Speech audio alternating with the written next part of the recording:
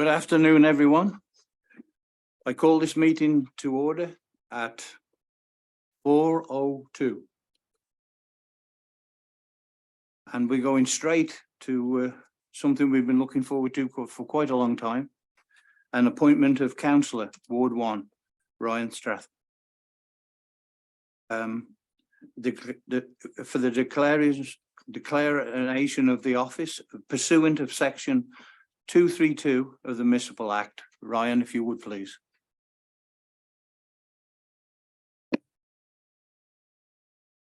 Thank you. So just go ahead and read this. Okay, perfect. So I, Ryan Statham, having been elected or appointed to the office of councillor, Ward 1 in the municipality of West Elgin, do solemnly promise and declare that I will truly, faithfully, and impartially exercise this office to the best of my knowledge and ability, that I have not received and will not receive any payment or reward or promise thereof for the exercise of this office in a biased, corrupt, or any other improper manner, and that I will disclose any pecuniary interest, direct or indirect, in accordance with the Municipal Conflict of Interest Act, and that I will be faithful and bear true allegiance to His Majesty King Charles III. And I make this solemn promise and declaration conscientiously believing it to be true and knowing that it is of the same force and effect as if made under oath. Welcome, Ryan. Thank you. Please take your seat. Thank you.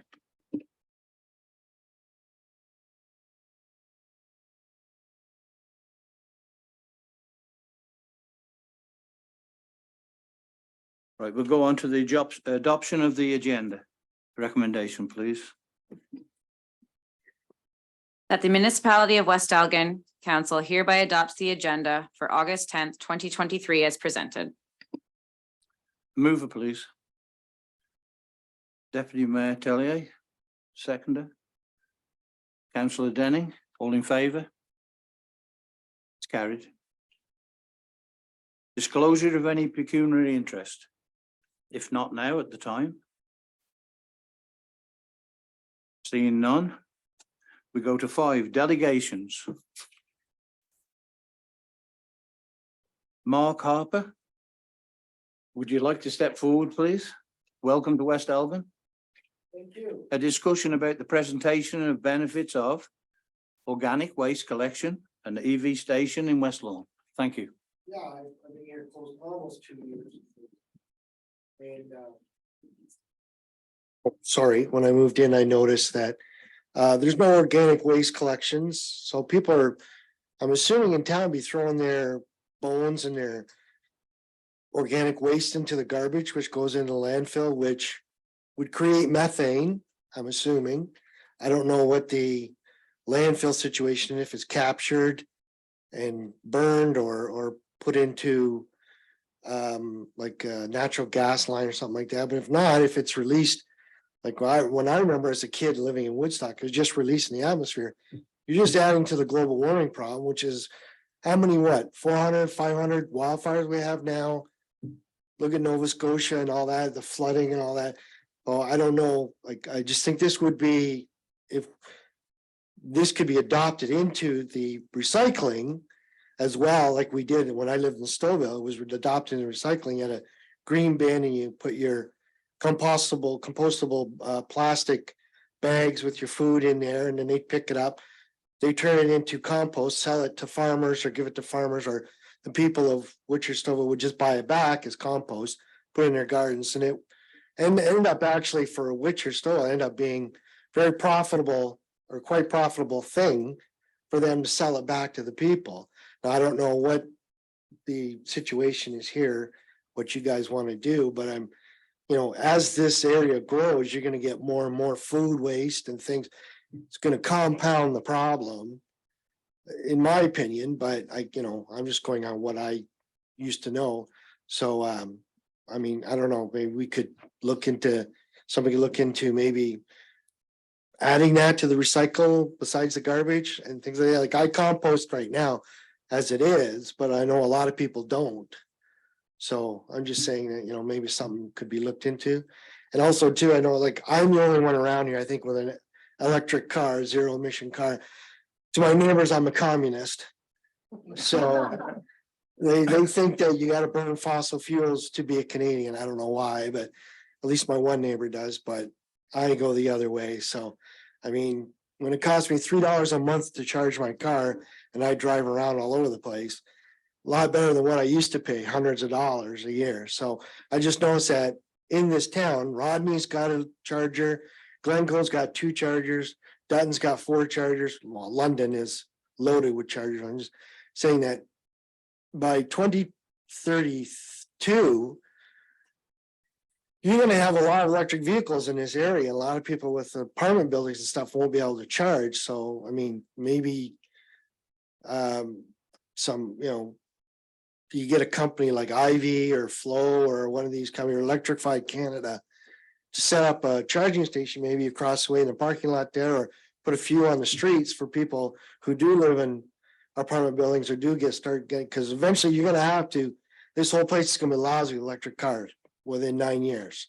So it's just a fact. So, I mean, some people are gonna be able to charge, some people aren't. Like, I can charge from home with a 110 outlet. So it's 50 cents a night for me to charge my car. So, I mean, like, I'm fine, but I'm gonna say some people may not be in that situation where they're gonna be able to charge their cars. So I don't know if the grid is up to code or can handle it. I mean, I'm assuming it is up to modern standards. I mean, I don't know, because like I said, I've only been here about a year and a half. But it's just something I think the town should look into, because, you're gonna get people going, hey, I won't need to charge my car because it's all I have and I have no way to charging it unless I go out to the highway and come back. So that's not really fair to them. Like, there's tons of charging companies. Like, I think the one in Rodney is ChargePoint, I think. It's a 220 charge. It takes a few hours, but I mean, it's not too bad. But you got these rapid chargers, like my car charges in the Shell rapid charger, I think charges in 5 minutes in London. So for a full charge. So, I mean, it's just something that I think that putting this town should maybe start looking into. So. Well, I will say, when the county upgraded the road in Rodney, they put the charging station in.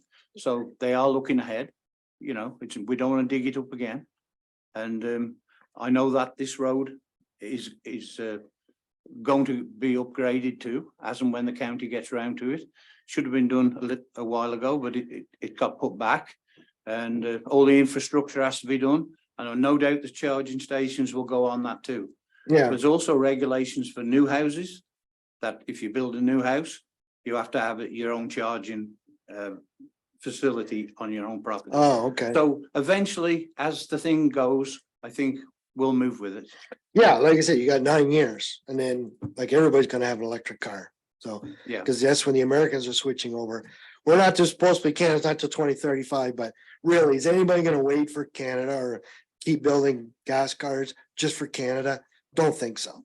Once the Americans go, we go. So anyway, Okay. thank you. That's all I Well, need to say. Thank you for your delegation.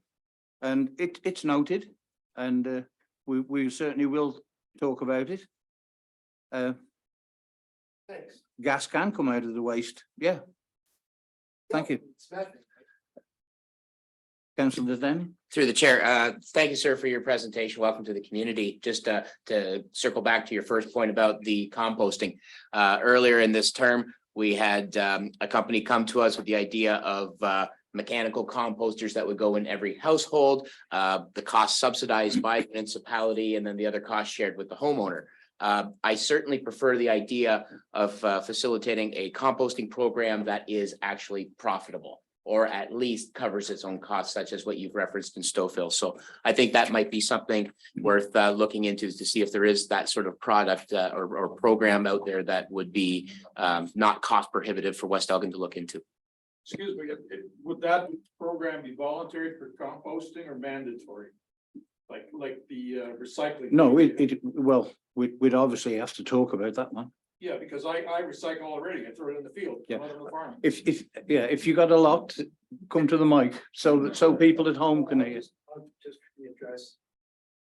Well, yeah, like if you have your own compost, you do that, then that's fine. If it's voluntary, then. Yeah, but a lot of mandatory, no. people in town probably just they had like a big plate of spaghetti, they got half left, they're throwing the rest of the spaghetti into the garbage because they don't want it.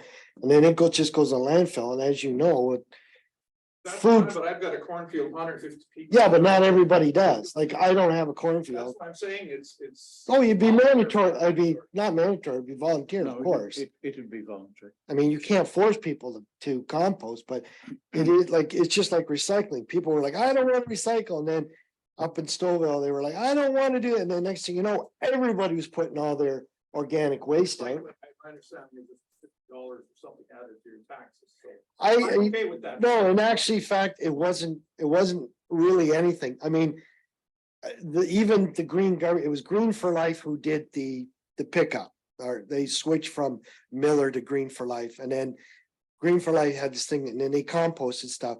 We actually got the green, it's about this high, it's got a thing on it, it's a green bin. And that was free, but the second one you had to pay for, and it was like $20 because it was more raccoon proof. Because the raccoons figured a way to get into it. So the second one was like $20, but it was fine because you just. And then you get this little plastic thing inside your house and you fill it up, and you take your compostable bag, throw it in the green bin, you roll it out with your recycling. And then they just went and they dumped it. And then what they did is they took it in, they had these enzymes and all this other crap, and it broke down, the bones and everything broke down, and it ended up being compost, and they bagged it up. And they actually, what happens, they end up selling a lot of the farmers in the area, or they bagged it up and they sold it Canadian Tire and Home Hardware, and they sold it back to the people who was, so basically you're buying back your own compost, but it's because you want to. So it was actually a really good program. I don't know if you consult with Stouffville or whatever, but it took years to get it done. Then when they finally did it, everybody went, this is such a great idea. Cause you know, it just, Well, I think we will look at other municipalities that have adopted that. and Yeah. See how it works. We can either do this, maybe do the same, or, yeah, you could, but, you know, and we'll certainly explore it. yeah, you call Stouffville, but it's like calling them, talking to them, it's like talking to Three Stooges. They're kind of a bunch of. The council is a bunch of bumbling idiots, but that's one of the reasons why I left, but it did work. It was a good program. Okay, I thank you for that. Oh, thank you. Oh, councillor. Through the chair, I think London, Ontario is looking to start a green bin program, and they've been looking at it for the past 4 years. And often it's a company that comes to a municipality and offers the service. I would say I've been paying attention to a lot of them, but what we find with composting programs similar to recycling programs is that we're reliant on people following through and putting the right thing in the compost bin. And so I think a lot of the companies out there that are offering these services are trying to figure out how you adjust your program for stupid. Yeah. So I think there's some municipalities that are looking at the initiative, and I think waiting to see how something such as London, who is obviously setting up factories or places to deal with the compost, would be something we should wait for, because I don't think we have the facility or the capacity to be taking on compost. No, we could use their facility though, if. And if it so was- this is what I'm saying, perhaps we just have to give some of these larger municipalities a couple of years to figure out the That's right. Teething dilemmas. problems. Yeah, I agree. Deputy Mayor. Through the chair, in the past, we'd had at cost composters offered to the community. We don't have that program anymore. Something in the meantime, while we're looking at, maybe we could look at our budget and see if there's something we can do to have composters offered to residents that would like them. I'm just putting a suggestion out there, see if it's something we can talk about around the table. And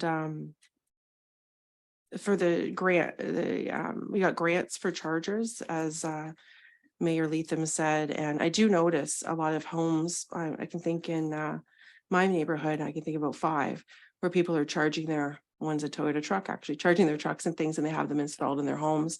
And then I do notice late at night, a gentleman with an extension cord here on Graham charging his vehicle on the front, the main road there. So it is a need, and we thank you for coming out and bringing it to us to see what we can talk around and see what we can do about that.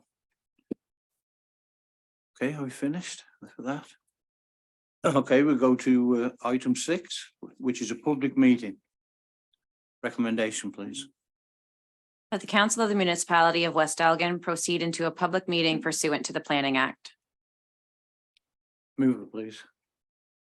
Councillor Denny, Seconded, Deputy Mayor Tellier, all in favour? It's carried. Official plan, 5-year review. Adoption of plan. Going to ask for anybody that needs to speak. If anybody does want to speak, I'd like them to come to the mic, say their name and say what they think. Robert, have you got anything to say? Oh, I will, I know the. Okay. Just a very Yeah. brief presentation. We'll listen to the consultant first then. Good evening. Good evening, members of council, Mr. Mayor, Deputy Mayor, any folks watching at home. I do have a very short presentation. This isn't it up on the screen at the moment. It's a PowerPoint, so maybe I'll just give that a minute. There we go. Everybody can hear me okay? Okay, great. So just a few highlights, I guess, to bring you up to speed on the final steps of the OP process and where we've been in the last sort of 6 to 8 weeks since we were last in front of you. And as this is coming up, we can go to the second slide once we get up here on the screen. Thank you. So really what I wanted to speak to today was just the final revisions on the OP review, talk a little bit about some of the feedback we got at our statutory public meeting and public open house and how we incorporate it into the official plan and outline some of the final steps in the process. Next slide. So really, this process began in 2021, so we're sort of at the end of a 2.5-year, rather lengthy process, but really pleased with the end product we have before you today.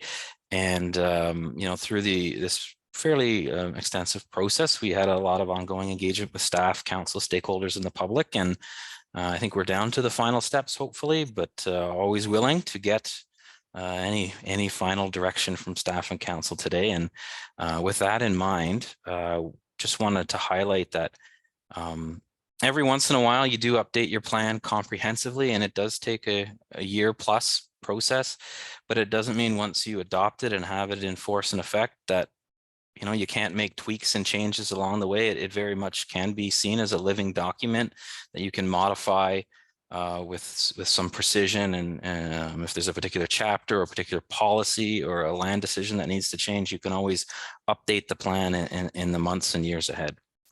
So it's just to highlight that this isn't the be all and end all. It is simply the next step in a process in preparing a long range plan. So if we go to the next slide,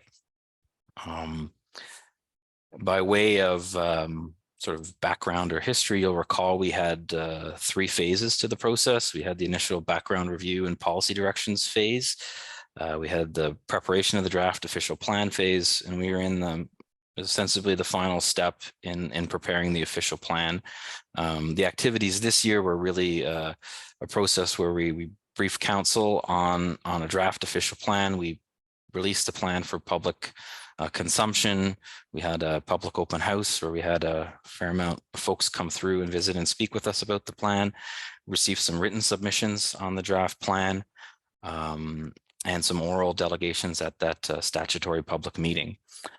Based on those feedback we had in front of us, we did make some changes to the final version of the plan that we have in front of you today. So really just going to speak to those changes in the interests of time. So if we go to the next slide. Some of the key revisions to the plan we've made, most of them are around the housing sections of the policy. We've added some additional text to broaden, to ensure that the policies can be applied in as broad a way possible. So text you'll see underlined here, the policies have been broadened to apply to housing for all ages and abilities. The policies that are intended to allow folks to have the ability to build accessory dwelling units on their properties have been broadened to ensure that some examples are cited. So those are included, such as basement apartments, garden suites, tiny homes, and including alternative ownership models. So that text was broadened, as well as the text around tenure and type. So there's some additional text in the housing section to allow for transitional and supportive forms of housing. If we go to the next slide. Some of the additional a new policy has been added, and it's the spirit of protecting whatever rental housing supply that you have. So the policy is intended to discourage any conversion of existing rental ownership. So it provides a bit of guidance on that, on how the municipality can consider that. I would say that typically this type of policy is really important for sort of bigger cities that have large supplies of rental housing, but it's equally applicable here. And so I think it's a helpful little tool if you do happen to have a controversial application at some point down the line, that you've got something to point to guide your decision making. If we go to the next policy, or the next, slide, there is an enabling policy that allows the municipality to consider a framework for short-term rentals. So if you decide that you want to pass a bylaw to guide decision-making on any short-term rentals, that there's an enabling policy in the OP that allows you to do that. Next slide highlights just a few more of some housekeeping parts. Some of the early versions of the plan didn't have fully fleshed out water, wastewater, stormwater policies, even though it wasn't the intent. So those have been added back in. Those policies are very similar to the policies in your current plan, but updated from a provincial policy conformity perspective. We did spend a lot of time on the mapping and the schedules, as you know. So the current proposed mapping changes that we have in this version of the plan have basically what we presented at the Stat Public meeting, which were some additions in Rodney and West Lorne, and some adjustments to the rural residential designation to align with your zoning bylaw. We did also receive, after the statutory public meeting, a written email submission from a property at 201 Wood Street. The resident we had been proposing to change it from residential to open space. It was land that was in the settlement area boundary in West Lorne. It had the appearance of having a lot of woodlots covering the entirety of the property. That being said, we were receptive to the feedback. Nothing prevents the owner from doing sort of an environmental study and trying to see if they can develop a home or two on that site. So we kept it as residential for that purposes in that instance. If we go to the next slide, the next couple slides really just show the final proposed land use plans for West Lorne and Rodney. So this is what we have incorporated here, is the two residential quadrants at the southern portion, both east and west of Graham Street. One was on the basis, the one that is south of, at sort of the south end, the narrow strip north of the old sewage lagoon site. That was the result of a planning justification report put forward by the landowner, who delegated at council. And so we took that, we're sort of in agreement with the recommendation there that was put forward.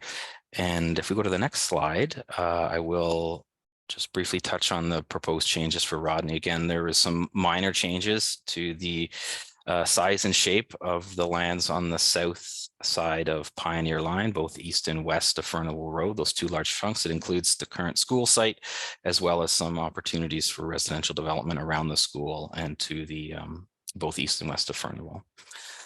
If we go to the final slide here, it really just outlines some of the next steps. So I understand Mr. Brown's report outlines a couple of options for council in terms of next steps.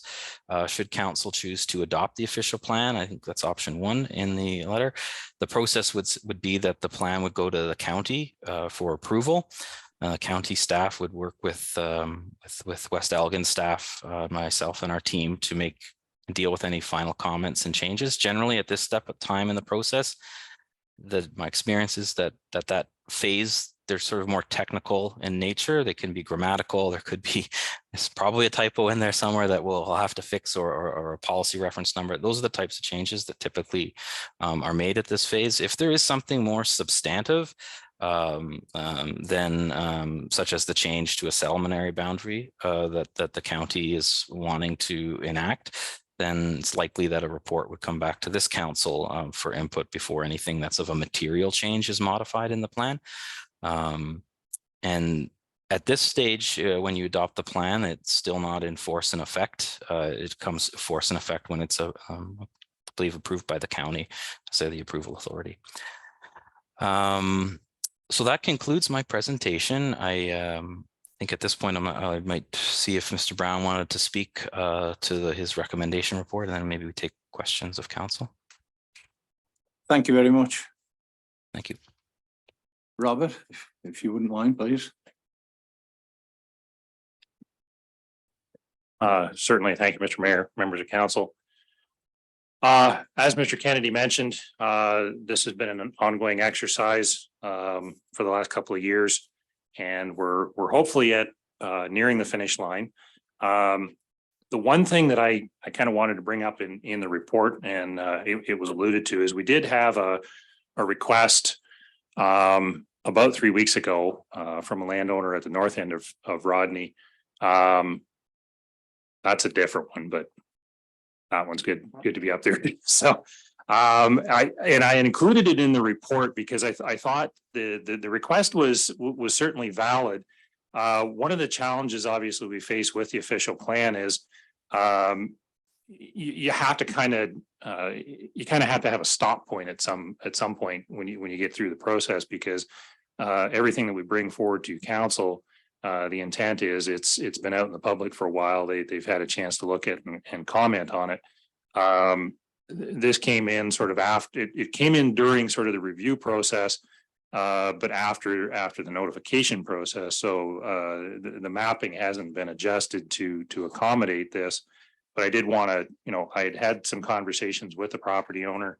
They raised some valid points, and I think there may be some options to look at, particularly the Rodney mapping that we've presented, and possibly do some adjustment.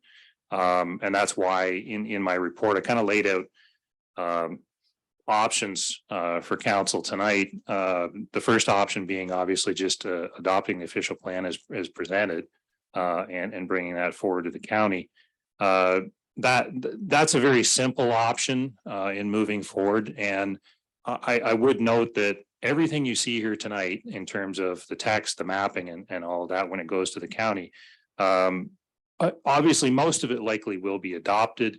The one contentious issue will obviously be any extensions or adjustments to the boundaries. That's something that is part of any reviews that I've been involved with up to this point.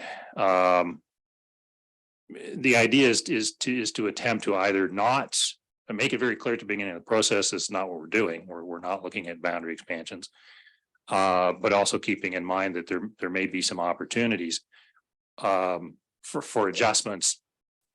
Right now, the policy basically says at the county level and the provincial level, if a municipality chooses to extend its settlement area boundaries and it wants to do it in such a way where, let's say you look at your land supply and you find there's about 50, just as an example, there's about 50 acres that really shouldn't be in the settlement area. We can remove it. Well, that means we've got 50 acres that we potentially bring into the settlement area. So what you end up with is no net increase. The province and the county has no issue with that. If you do 50 for 50, you have no problem. You have no issues. Where you start having issues is if you start to push those boundaries. They will look at minor adjustments, certainly when official plans were originally done, and as time's gone forward, they become more and more accurate because they follow lot lines. Quite often they didn't follow lot lines. Somebody just kind of drew a line on a map, said this is Rodney and this is West Lorne. That's been refined a bit as part of this process going forward.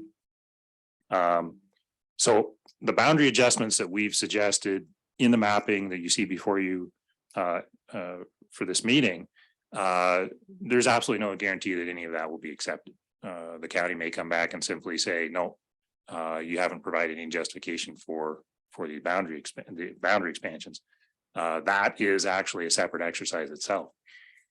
The second option in this would be to adopt the official plan with the settlement area boundary adjustment that's been requested by the landowner, and they are here this evening, and direct staff to make that modification before it goes back to the county.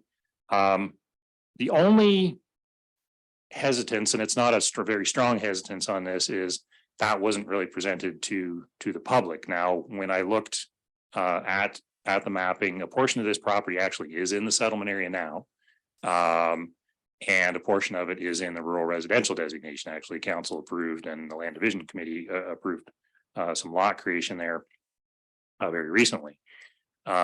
So allowing for that designation to be included, again, it may not be approved at the county level, but it certainly can be included that way.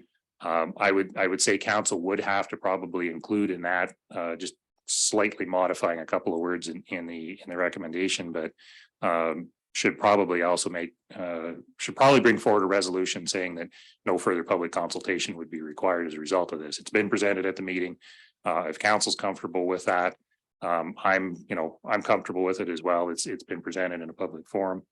And then the last one, I'm hesitant to bring this one forward, but I want to give council full options, is pausing the process to address both, the additional request for the settlement area expansion. And then the other thing that's pending, provincial policy statement right now is in the works. And there will be obviously changes coming down that may affect the official plan. We just simply anticipated there was legislative changes that happened during the review process that have been incorporated. The problem is we don't know the exact timeline on this. Originally, it was supposed to be, I think, early fall. Now they're starting to push it into next year. And we don't know that there's always going to be that that's always going to happen. You're going to get an official plan out there, and then possibly legislation changes 6 months later and you have to adapt. So you're always going to have that problem. So at some point, and I, the consultant and I had this discussion, eventually you got to rip the Band-Aid off and move forward and get the official plan, done and in the county's hands to review. And that review process too will take probably quite a while for the county to undertake, as certainly West Elgin's not the only municipality in the county that's undergoing this process. So I remain open for any questions that council or the public might have. Any questions from council? Yes, Councillor Danny.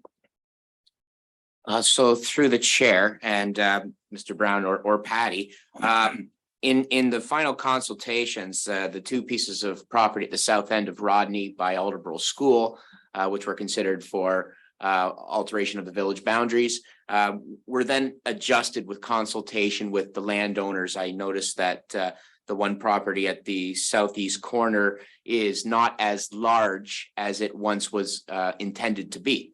So has that space that has now been removed from potential village boundary, has it disappeared? Has it been moved somewhere else? Or can it be applied to the north end where this landowner is expressing interest in having that property within the village settlement? Yeah, I can perhaps through you, Mr. Mayor, Robert, perhaps I can start and you can add on if that's okay. So yes, that's correct. We did make some adjustments to the sort of the depth of those properties at the south end of Rodney, primarily deal with very preliminary minimum distance separation analysis that staff undertook to make sure that we're not adding land that's going to end up with a agricultural compatibility issue was the main driver for that revision. There was a technical revision to adjust the boundary on some of the lands south of Pioneer and to the east of Furnival. We had a very specific public feedback from the landowner to adjust the boundary of that property at that end. However, that adjustment, we used up the savings from that adjustment by adding the land, some additional land in West Lorne in and around, you'll recall, in and around the other school site to the south of the park area there. That was another option to consider. So the net increase overall is sort of around 5% we're asking the county for. So it's more than zero when you add up everything. But I do think it's still a modest request that they will listen to, that there's planning rationale for all the sites. Second part of your question, I might defer to Mr. Brown to just talk about some of the engagement with the landowners, as he's been more front and center in those conversations.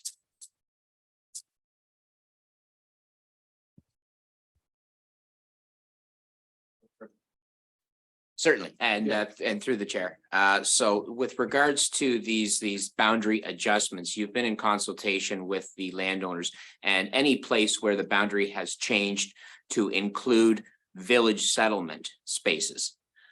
Those landowners have been addressed, and they are open to that being village residential, as opposed to just redrawing a line on a cornfield that'll never get developed.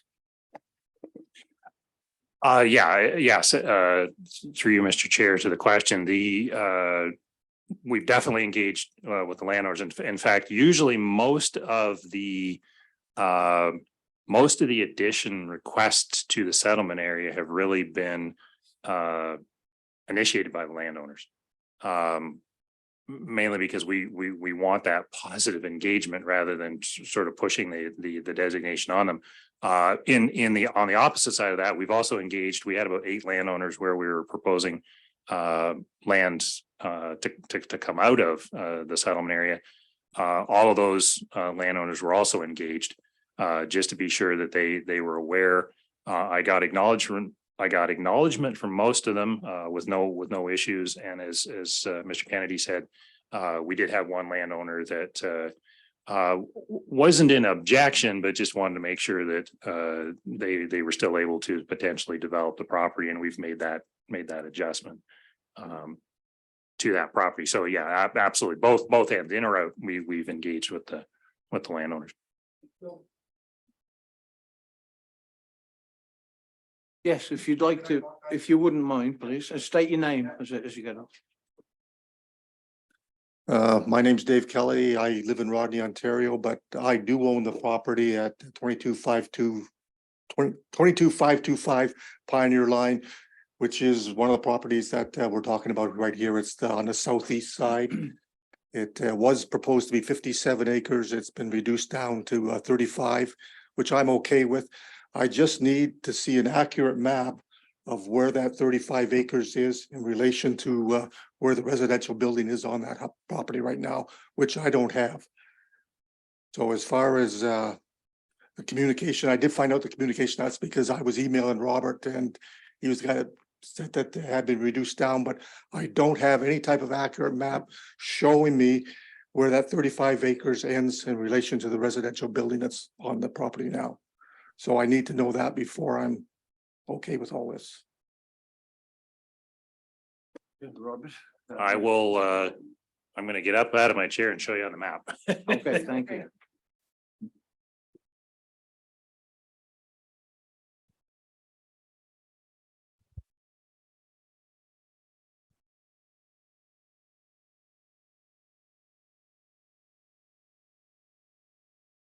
The house that's on the property is right in.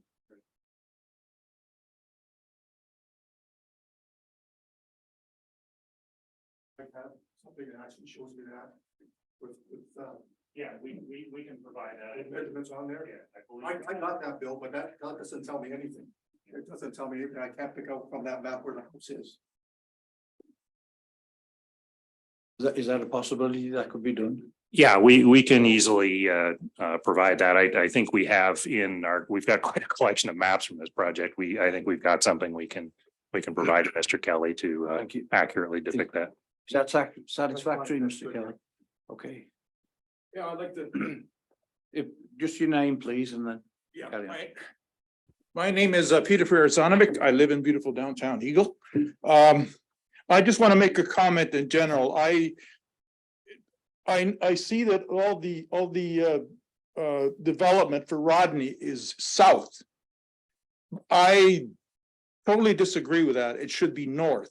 I say that because the new people that will be coming to our community are young. They do not work here. There's nothing for them, especially if you're a professional. I'm a registered nurse, retired. I could not get a job here. I have to hit that 401 and either go left on Chatham or right onto London. So that highway and reducing my travel time is awfully important. I do not want to live here and travel 6 o'clock in the morning to go to work. Yet it's too much traffic, too much distance, and the same thing when I come back. And I'm not just saying this off the top of my head, because I look in Dutton quite a bit and see what those people are doing there. All their development is up on the 401, and you drive through that center where the houses are. It's all young people, and I notice moms are driving, washing the cars with the kids, and or the dad is out there working. But where are they working? They're going to London. They're going to Chatham. So why would I want to put a house here? And the planner was talking about retirement. No, they're not. We don't have enough for that. We need young people like Dutton has, like West Lauren has, but we got to give them an incentive to come here. They have to come here and say, oh, this is good. The houses are cheaper. I can get to work quick and that kind of a thing. And the community's quiet. I just don't, I can't fathom this. I just can't. Because it's been 30 Yep. years that I've been driving on that 401, and that highway, the closer I am to it, the better it is. The only reason I live in Eagle is because I was born there, so I'm attached. Yeah, sure. I'm just going to take it. Councillor Linda. Through the chair, to that point, I agree that in Dutton, what we're seeing is we're seeing a lot of houses built near the 401. But the other thing that Dutton has is that their public school is also near the 401. So their houses are being developed around the public school. As a mom, the inability of my child to walk to school and the full school buses is something that I think we as a community want to address. As someone who moved to this community, part of the reason we chose our house was because of the proximity to the public school. So when we're trying to attract young families, well, you have to drive 5-10 minutes to get to the 401. Something very appealing about the South End is that it's walkability to a public school. We cannot get rid of the bus system. The bus system, even in London, it's still in effect. If there is one child out in the rural area, that bus has to go to pick them up. I see no problem with having sort of loading points where kids get on and off to go to the buses and go to school. I see your point, but to me, that is not the deciding factor, because there are lots of solutions for that. The chair, just to comment on that, as a parent, we don't have enough bus drivers. Our buses are overfilled and they can't get more bus drivers. So we as a community are going to have to start to address the fact that our kids are having a harder time getting to school. And a lot of people are looking for walkability. They're looking for walkability to their main streets, and they're looking for walkability to schools. And so on the South End, we have walkability to our downtown, and we have walkability to the public school, which I think for some young families is really appealing. You are closer to in terms of downtown walkability on the north end than you are on the south end. You are. And I'm going to just say this, that the North End has got a lot of building in the works. We haven't, nobody's forgot about the North End. There's a lot of houses going to go up on the North End nearer the 401. Well, to me, building on the south end is sort of like, bringing a horse to water, but you can't make him drink. And that's the same thing with this. Like, I can't see people being, enthusiastic about this kind of thing and deciding to build there. And I mean, once the kids are grown up, they have to go to a high school. They have to get on that bus, go to West Lauren. You're not going to evade the bus issue at all. No. People in West Lauren will have to attend that school as well. So there's gonna be buses regardless, but I'm gonna say, just to point out that while the walkability is appealing, if a parent is working, we're not there to walk our kids to school in the morning. I drive to London every day, so. I'm sorry, but I want you to come up to the mic if you're going to speak, because we have an audience. That's the point I'm trying to get across. It would be doing that will not solve the problem. The buses have to be there. That's the problem you have to solve. Like I thought of the high school, but then I've got a young boy too, and he went to Rodney, then he went to West Lauren, had to have that bus. But believe me, there is a lot of houses going up on the north side of Rodney. Okay, you can have it. Thank you. Well, I wasn't really here about this, but just adding to that, because it's something to consider when I have a child that we live in West Lauren, she would have to take the bus there, but I work in London. I'm never going to be able to walk my kid to school. She's not going to be able to. But perhaps what is more important is looking at before and after school care and providing more options for that in town, because daycare, frankly, in the area is atrocious. I was told there was an 18-month wait list when my child was 4 months old. So that's something also to consider with just in the Yeah, could you that just point. state your name, please, for, so I. Jamie. Sorry, thanks. Thank you. Councillor Denning. Oh, and then you, just say, Bill. Okay, go for My it. name is Michael Perzanovic. I'm brother, it's my older brother Peter. I just wanted to state when you look at the town of Rodney, like where it is and how it's situated. Like my brother has a very valid say, the 401 is everything to everybody. Like, I mean, I farm on that highway, it's accessible, it's like the north part. When you look at the north part where it is, that farm or that land that we have, it's already in the designation and also those rural, but it's right downtown. You're telling me Dundas and Bloor is not viable?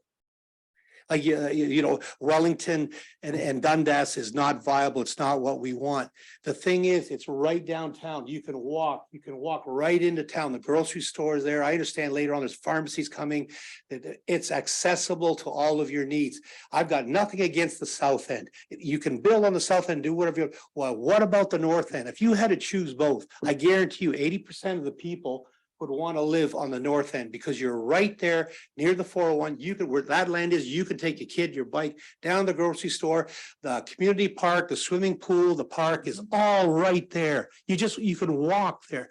The south part, listen, you got to get up and through and go through in the morning if that's what you want. And listen, just because you have kids, you're going to walk to school. It's not, hopefully 20 years from now, Rodney will be double or triple in size. And the bus system that has to be, because Rodney, West Lauren, the high schools, all that's intermixed. But where is the prime location where you want to live? That land goes right into downtown Rodney, right behind the beer store. It's infilling across the street, all those homes, old Rodney. It's like you've got Rodney, the streets, people living there, old Rodney. It's right downtown. You walk to everything. And people do want to be out a little bit. I'll be honest with you. Hey, I understand. I've talked with people too. They want to come out here. They want to live. There's, you know, they're retirement age, that little bit of quiet living. The lake is, you know, down there. But I understand what's going to happen. That ferry, they're going to trying to build all that down there. It's going to be a nice place to live. You know, you don't want to be in a hassle. Like when you're looking at what you want to do and where you want to be. Like, I understand the area where the lagoon is there, that's going to be accessible to homes. Are you going to build your house with a shit pit? Are you kidding me? But Thank you. Don't you in the field have some building lots for sale north of Lodrin? Yes. And isn't the Roman Catholic, the old school designated for buildings? I understand it's gonna be an old age home there, but No, it's a lot of houses. And you know why? Because it's got services. It's got the sewerage, it's got the water, it's got everything that houses need, as you must know. So we are building on the north end of Rodney. But why is this excluded then? So they're over there, where in Rodney is it that you're gonna build north? Where? So why are you bypassing us? Bypassing you? Like, so north of Rodney, are you talking the old Agris No, I'm service? talking about the Roman Catholic school that used to be I mean, St. Mary's there? on Furnival. St. Thomas More, yeah. Okay, that's right across the street from us. Correct. Well, why were not we in the club?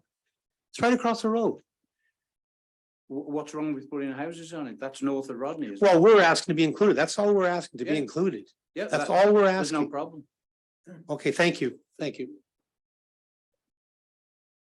Bill? Oh, yeah. Through the chair.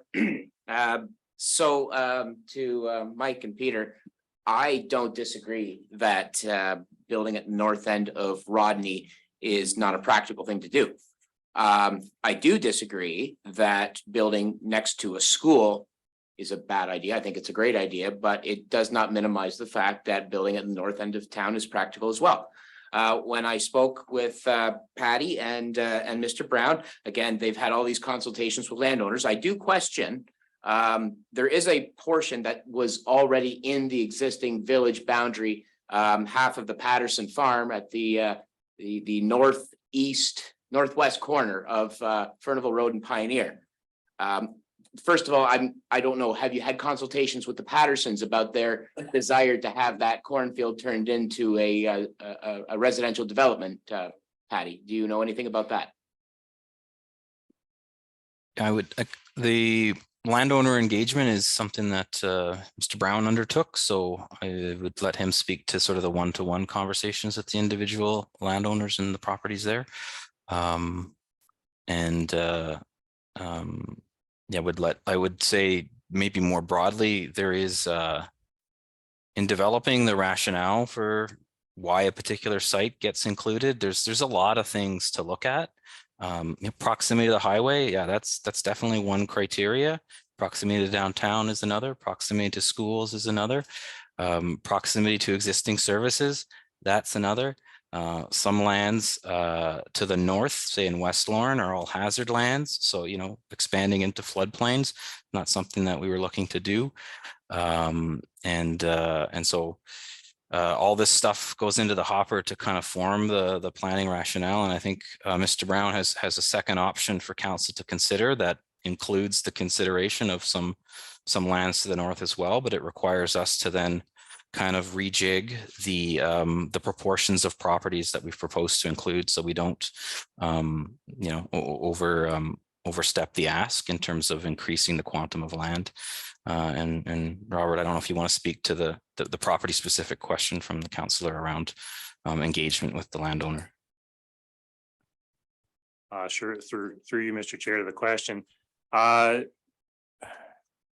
of the properties that were in the settlement area, generally, we didn't directly engage with them unless we're looking to remove them from the settlement area. We also engaged with landowners that asked to be included with the settlement area. Now, like I said, that process goes so far, and eventually you kind of, I don't want to say you cut it off, but you stop, because at some point we have to bring the document forward. I've talked with these landowners in the north. As you've mentioned, you don't disagree with the logic behind it.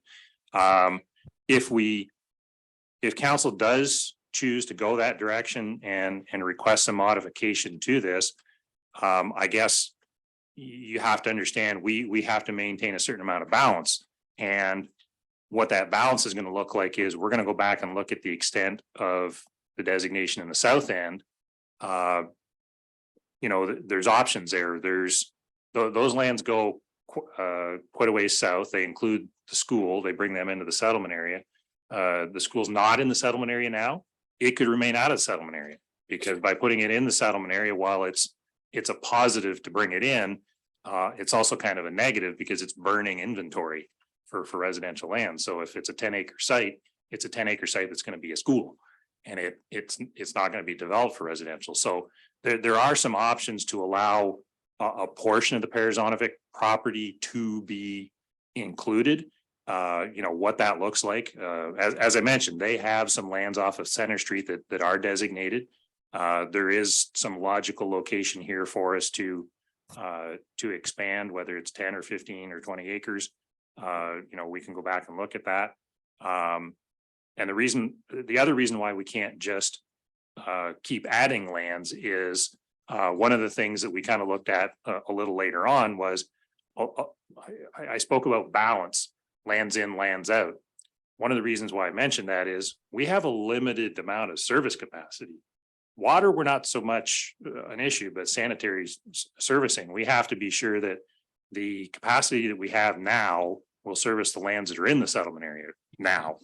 Any lands that we bring in, we also have to be reasonably comfortable that there either is or will be the ability to service those lands in the reasonable short term. Because if I bring 20 acres in and that landowner comes forward and says, I want to develop, well, sorry, we don't have sewage capacity.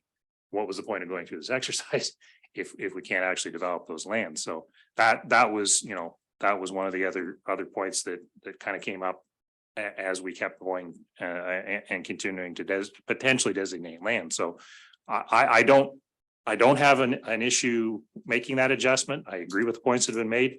But just keeping in mind that we're gonna have to go somewhere to get designation to move here, and in Rodney, it's gonna be those southern lands are gonna have to be retracted a bit. So just to follow up, if I may, just through the chair. Yes. I don't believe that those proposed areas at the south end of Rodney need to be altered. On the north side of Pioneer, behind the Rodney Christian Mission, there is a piece of land that has been historically in the Rodney Village settlement that has remained undeveloped despite the fact that it's been in the official plan and it could have been developed. What I'm suggesting is that that is removed, and then that land is moved to the north, which does not increase the size of the village boundary. It just increases the potential of actual development subject to infrastructure accommodating that development. Yeah, That's your point. that is an option as well. Yeah.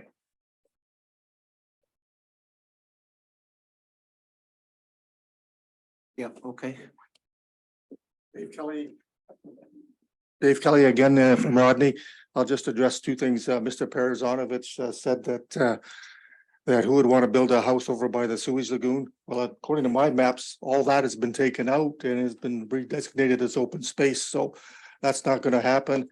And then the second thing that Bill just brought up about the stuff that Bob Patterson owns, everybody has to remember that Bob has 110 head of cattle in the field right next to where that area would be developed, and I don't think Bob is going to get out of the cattle business anytime soon. He rents my land right now, and I talk to him back and forth quite a bit, and the cattle is in his DNA, so I don't think he's going to get out of it. Thank you. Anyone else?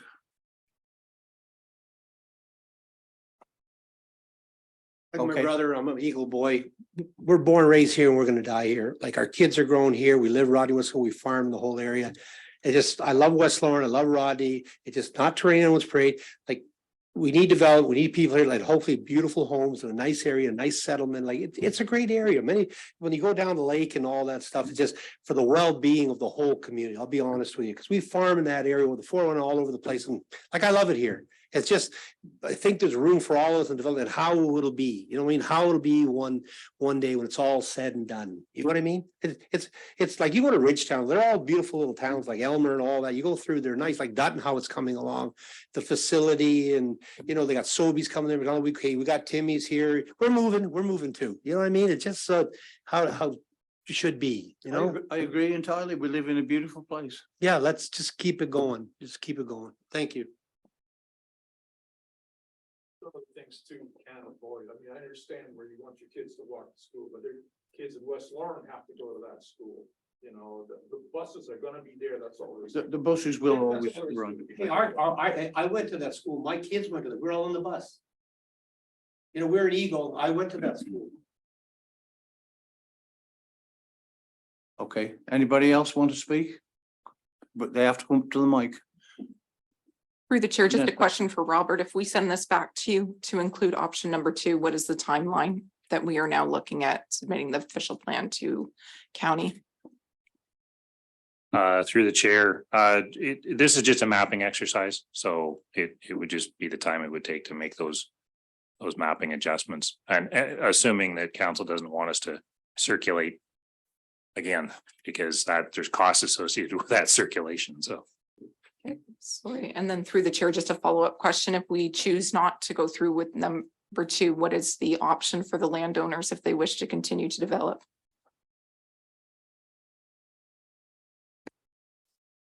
Well, any landowner, even today, under the current official plan, could come forward and request a designation change on their lands, but keep in mind, that's a very onerous exercise as an individual landowner to go through. Okay. It's a recommendation with that, and we're doing a mover and seconder after this one? Okay. That the West Elgin Council hereby receives the report from Robert Brown, planner, regarding the official plan 5-year review, adoption of plan, recommendation report, planning report 2023-37. And the West Elgin Council adopt the new official plan for the municipality of West Elgin based on the 5-year review process as presented, and direct administration to forward the plan to the County of Elgin for final review and approval. And the West Elgin Council consider the bylaw to adopt the official plan as presented in the bylaw portion of the August 10th, 2023 council agenda. Okay, it's been read, so Deputy Mayor Tellier moves it. Seconder,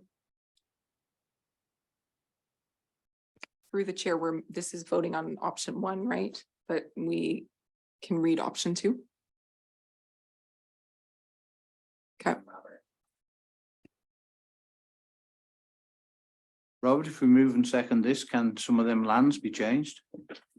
No, this would be an option 1. Counselor Denning asked me, the second recommendation where it says as presented would have to be as modified by option 2, so there'd have to be a little wordsmithing of that second part of the recommendation in order to go with option 2. I've got a mover, but I'm not getting a seconder. So could we add that in and then we'll try again, please?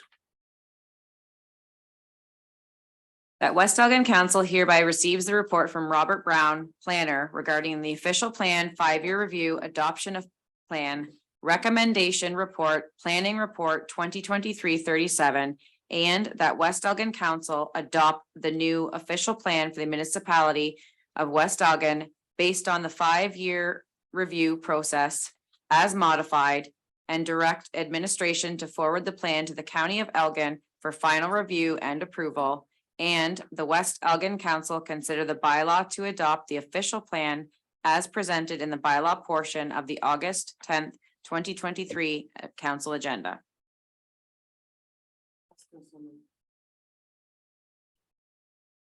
Deputy Mayor Tellier moves.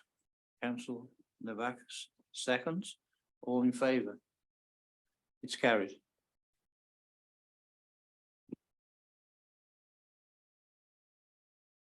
Okay, 6.2, zoning bylaw amendment.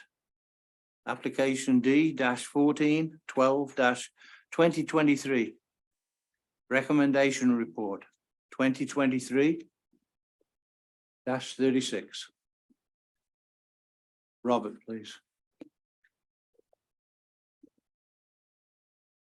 The application before you is for a zoning bylaw amendment application on a property that's located on the east side of Finney Street. One thing I want to make clear that was a little fuzzy when we started this application was when we circulated this originally, while the mapping was right and the location was right, it noted an address of 290 Finney Street, which is actually across the road. That's the bus barn.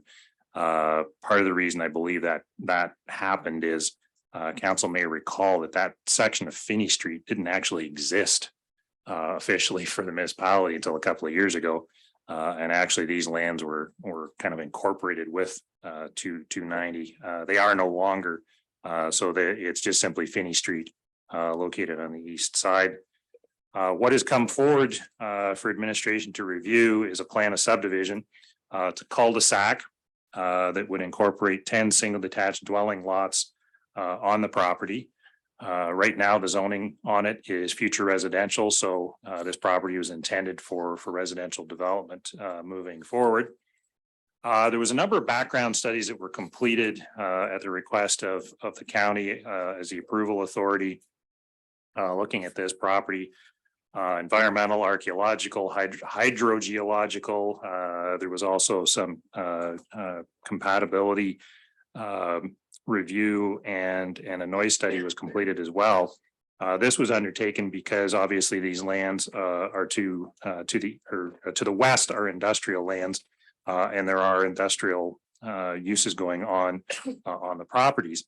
The outcome of the noise study essentially was that it would not readily impact residential development, new residential development occurring on this property, but it did request that a warning clause be put on title with the properties just to make sure that people are aware of the industry next door. And that's not actually uncommon to see that, especially in areas like this that are infill infill properties where you've got residential effectively on three sides and the industrial on the other. From a provincial policy standpoint, this property is within the settlement area and is in compliance.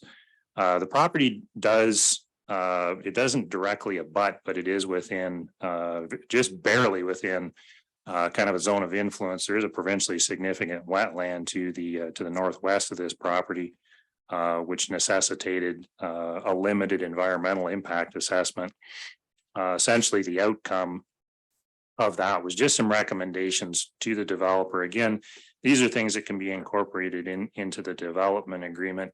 There will actually be no development within that 30-meter setback. As I mentioned, just the very small corner of the property was included, and that will actually be essentially somebody's backyard that will be in that area. So there won't be any impact on a provincially significant wetland. And there won't be any impact to the drainage to the provincially significant wetland, which is one of the principal concerns. The county official plan's been reviewed, and again, with this being in tier 1 settlement area, the residential land use permits the development, as does the West Elgin official plan. Again, this is an infill project. As part of the zoning bylaw amendment, what is being requested is a change from the future development, or sorry, future residential on the property to an R2 classification. They are also requesting some adjustments to the setbacks. The two corner lots, right now, corner lots require a 4.5 meter setback from the property line. They're requesting a reduction down to 3.5 meters. We don't see any concerns or objections with this. This is not a main thoroughfare, so a reduction of the 1 meter is not a concern. They're also requesting they're requesting one other setback. One of these setbacks is actually something that was kind of negotiated as a result of a request to reduce the setback from the municipal drain. Where the street is being located in this, there's actually an existing municipal drain. It's a Finney Street drain.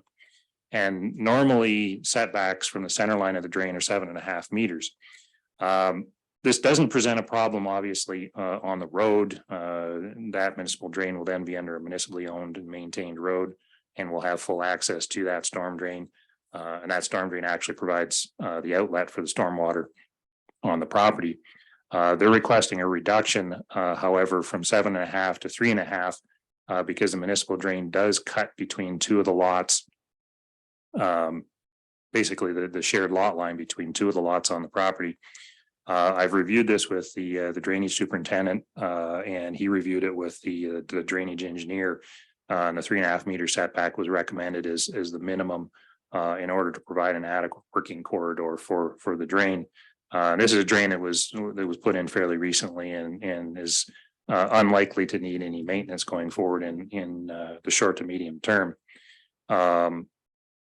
In order to help kind of offset this corridor that's needed between these two lots, a suggestion was raised to reduce the side yard setback on the subdivision so they could kind of rotate everything around a little bit around from the drain. So right now, the standard side yard setback is 1.5 meters or 5 feet. The suggestion was to reduce that down from 1.5 to 1.2, so from 5 feet to 4 feet for all of the houses in order to help provide that extra room and not impact the types of homes that could be built on the property. Since we're on sort of the drainage topic, we did receive a letter, and I believe I circulated that around the council from one of the landowners on Graham that's been experiencing some issues with the natural flow of water across the subject property onto his lot. This is a very common problem with infill developments, and I have come up with in the past what I'm hoping will work here as well. Is wording in the development agreement that helps to highlight to the developer the importance of during construction of maintaining their water on their lot. So there's basically two things we do. We put wording in the development agreement that very clearly outlines this. And as part of the development agreement, I've also asked them to provide just not, we're not getting into a heavy duty engineering report or anything here, but just basically a diagram that outlines what precautions will be taken during construction. This can be as simple as installation of, you've often seen that little black fence that they put around properties. Silt fencing is something that's often required, but also putting things like a little cutoff swale or berm around the outer edge so that they make sure that they're collecting water while construction is going on. This is something you see in developing subdivisions. It's always a bit of a battle. You'll see a developed house with a finished grade, then you'll see a hole in the ground, and you'll see finished grade and a hole in the ground. And until you get full build out, obviously the drainage system's not fully operational, and we run into problems. So the hope is through some modifications in the development agreement and making the developer aware of taking these precautions, that will help to safeguard the residents abutting the property during the construction process. So knock on wood, we won't have any problems moving forward. And this is also a single developer that they're building, selling lots and building the home. So it's a lot easier to maintain a certain level of control there. The residents were circulated on this, signs were posted on the property as of July 21st. So we did provide 20 days of notice. We circulated outside agencies, didn't receive any negative feedback. The Lower Thames did provide some extensive comment in relation to the provincially significant wetland. And there was some back and forth with the developer, and everything's been sorted out in terms of that component. The only other agency that commented was Canada Post. And they were simply providing the standard requirements. This will obviously not be on individual mailboxes. There'll be a community mailbox in the subdivision. And the developer will have to accommodate a spot for that. And Canada Post provides details on what that has to be. So unless there's questions from the public or council, that is all I have, Mr. Mayor. Okay, thank you. I see some hands up, so if the lady would like to come up first and go to the mic, please. My name is Jennifer Morrow. I'm at 290 Graham. And I just would like some confirmation based on this drawing that this easement portion, who owns that? Whose responsibility is it to maintain this? Because this is my property right here. This is my fence line. And if you're building, if they're going to start building right here, there's this 7.5 meters right here. Whose is that? And who maintains it? Robert, have you any idea? I don't like putting you on the spot, but. And how do you access it? You can put me on the spot. That's fine. I'll be perfectly honest with you. I don't know the ownership of that. We haven't looked at that. We knew that. They better get it together because they're not gonna access through my property to maintain that. And right now it's full of weeds and it's encroaching on my property and I don't appreciate it. You can take responsibility. Okay, that'll be looked into. Sure. Yes, sir.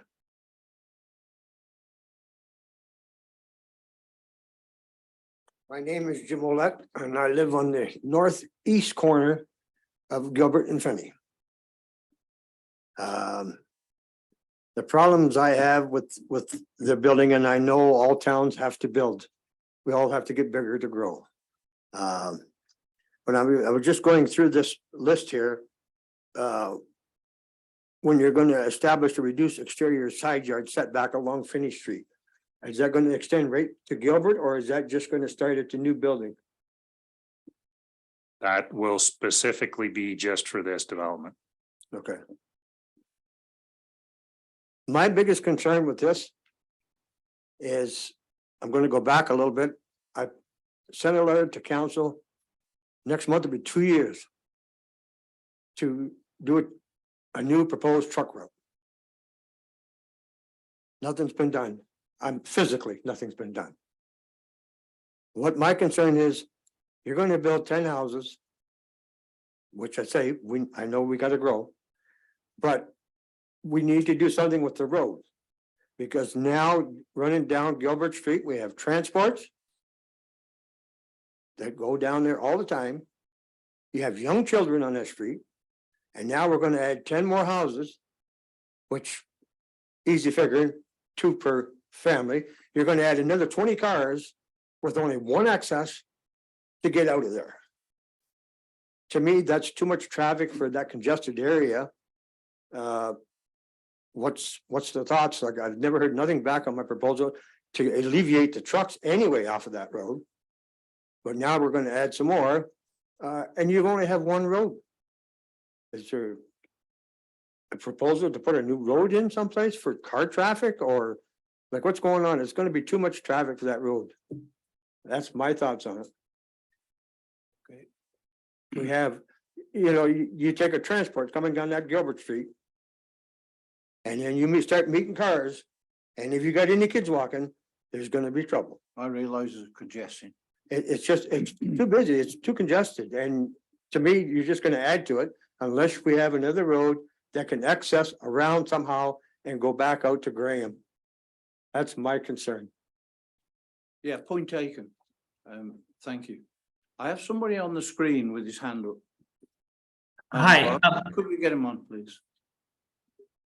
hi, can you hear me okay? Yes, loud and clear. Okay, perfect. Hi, I'd just like to introduce myself. My name is Trevor Benjamins. I'm a planner with CJDL. I'm the agent on the application. Also on the call today is Lindsay. She's the vice president of Don West, who is the builder and developer for this subdivision. I'd just like to address some of the comments, if that's okay. There was a traffic impact study provided, and there will be no significant impact to the traffic operations of Finney Street. That's one thing I wanted to address. And I also wanted to just acknowledge the letter that was received in regards to the Stark property. The engineered drawings have been prepared with both grading and servicing plans that have been sent to the municipality for review.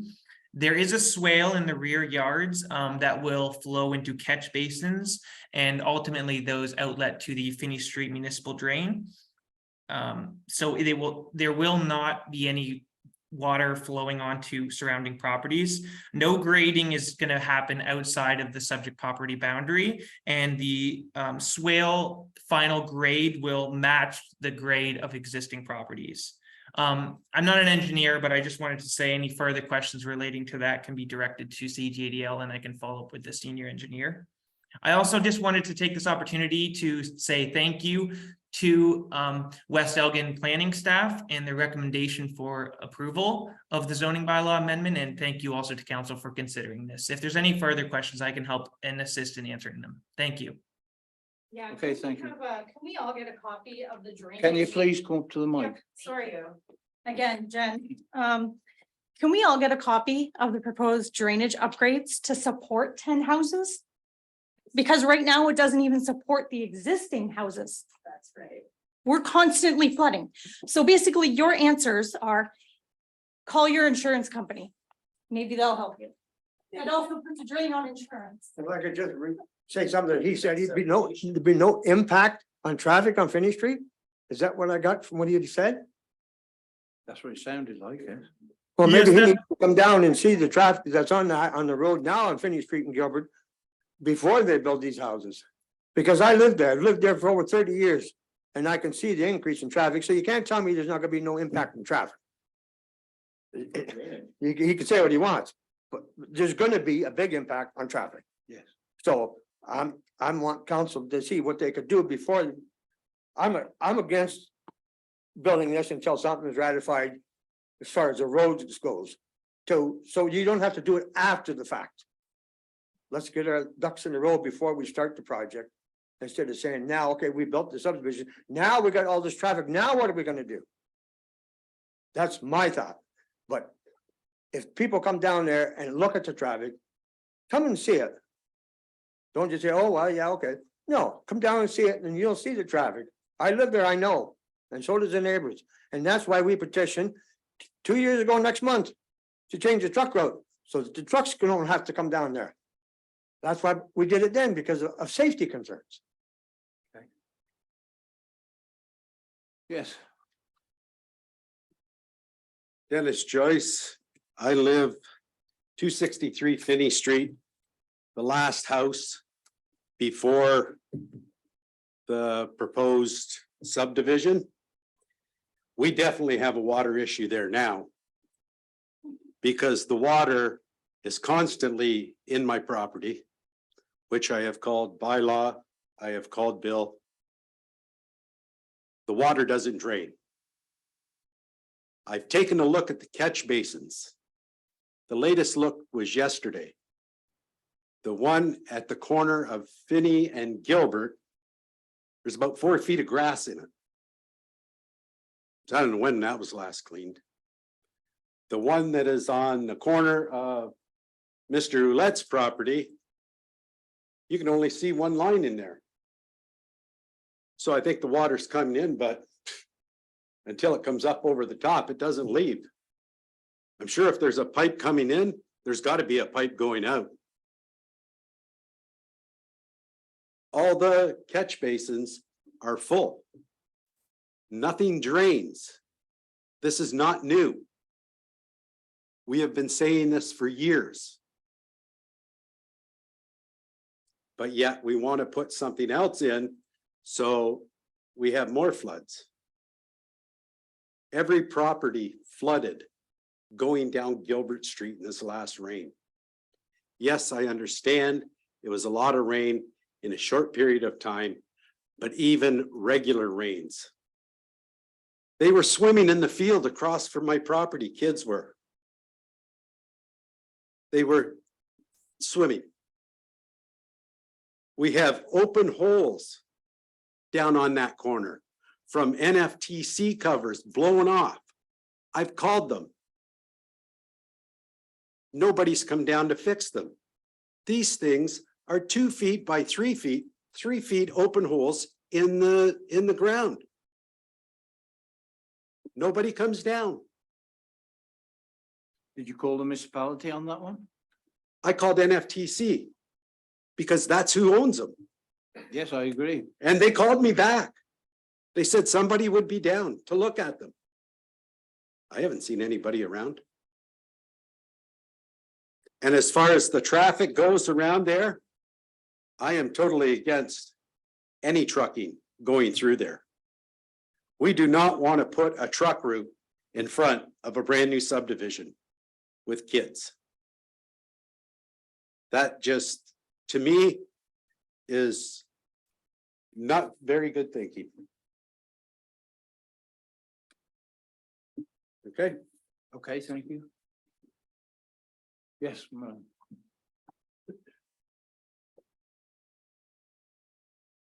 Hi, I'm Cheryl Gervais Schaus and I have a corner lot here. And just following up from what Jen had said, like the darker line here, I'm assuming is a property lines. So this little line here, is that the fence line? So these two properties actually go to the dark line past the fence line. So we own that that piece of property that Jen is talking about, that maintenance part of it. Am I right in assuming that? You know what I'm saying? No, I'm asking you, because I'm thinking this dark line here is the property lines, right? Okay, so on these two properties, there's a really light. That's fence. So if the property line is up to here, then I would own that piece and they would own from the fence to that property line? Based on what I'm seeing here, that would be my assumption, or that'd be.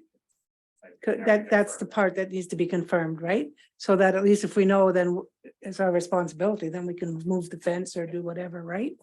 Okay, and I also have concerns with drainage as well, because our property, the ground is always saturated as it is, even when it's not raining, so, you know, of course, we're gonna be concerned about drainage issues, right? Especially if our property is a little lower, because our property is a little lower than the wetlands next door to us. And they put bee gravel in there and that doesn't absorb water, so what happens, it comes to our property, right? So we just want to call that to attention.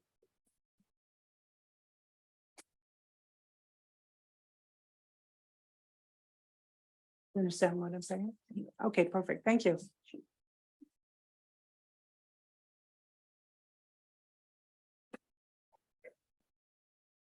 Hi, Rachel Colick. I live at 145 Main Street. I'm one of the newest residents in West Lauren. I've just purchased a house in the last 3 months. So this first storm was my first experience, but I've learned very quickly that you've actually had this problem for a very, very long time, that it's well documented, that there are many people who have called many times for service, who have asked for this problem to be addressed. So I want to go on record to say I think it's wholly irresponsible and borderline criminal to continue to put new subdivisions this close to significant wetlands without warning the people that you're going to sell these homes to, that they will be underwater in less than 5 years. Because as a permaculture design expert, I'm going to tell you that that one swale at the back is not going to keep water off of all of these people's properties as it is. Ask the people who live not as close to the wetland you're about to build under and around, and it's going to be a massive problem for all of them. And I've spoken to several insurance companies that cover the residents who live in this town, and they are not prepared to continue with our claims.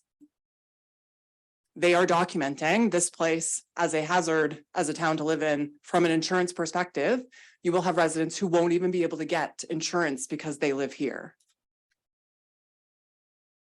So you, sir, I'm sorry, I don't know your name, but you mentioned a warning clause on title when you were talking, I think, about the significance of the wetland and whatnot. Could you tell me more about what that means and who that warning clause is for or to? Through you, Mr. Chair, the warning clause actually had nothing to do with the drainage. The warning clause had to do with the outcome of noise study that was done for the abutting industrial. It would just simply relate to warning the residents, primarily the two closest of the presence of the industrial across the road, and that from time to time there would be potentially background noise. Okay, I must have. So there is no warning that comes then from living close to a significant swamp? This was circulated to the Lower Thames Conservation Authority.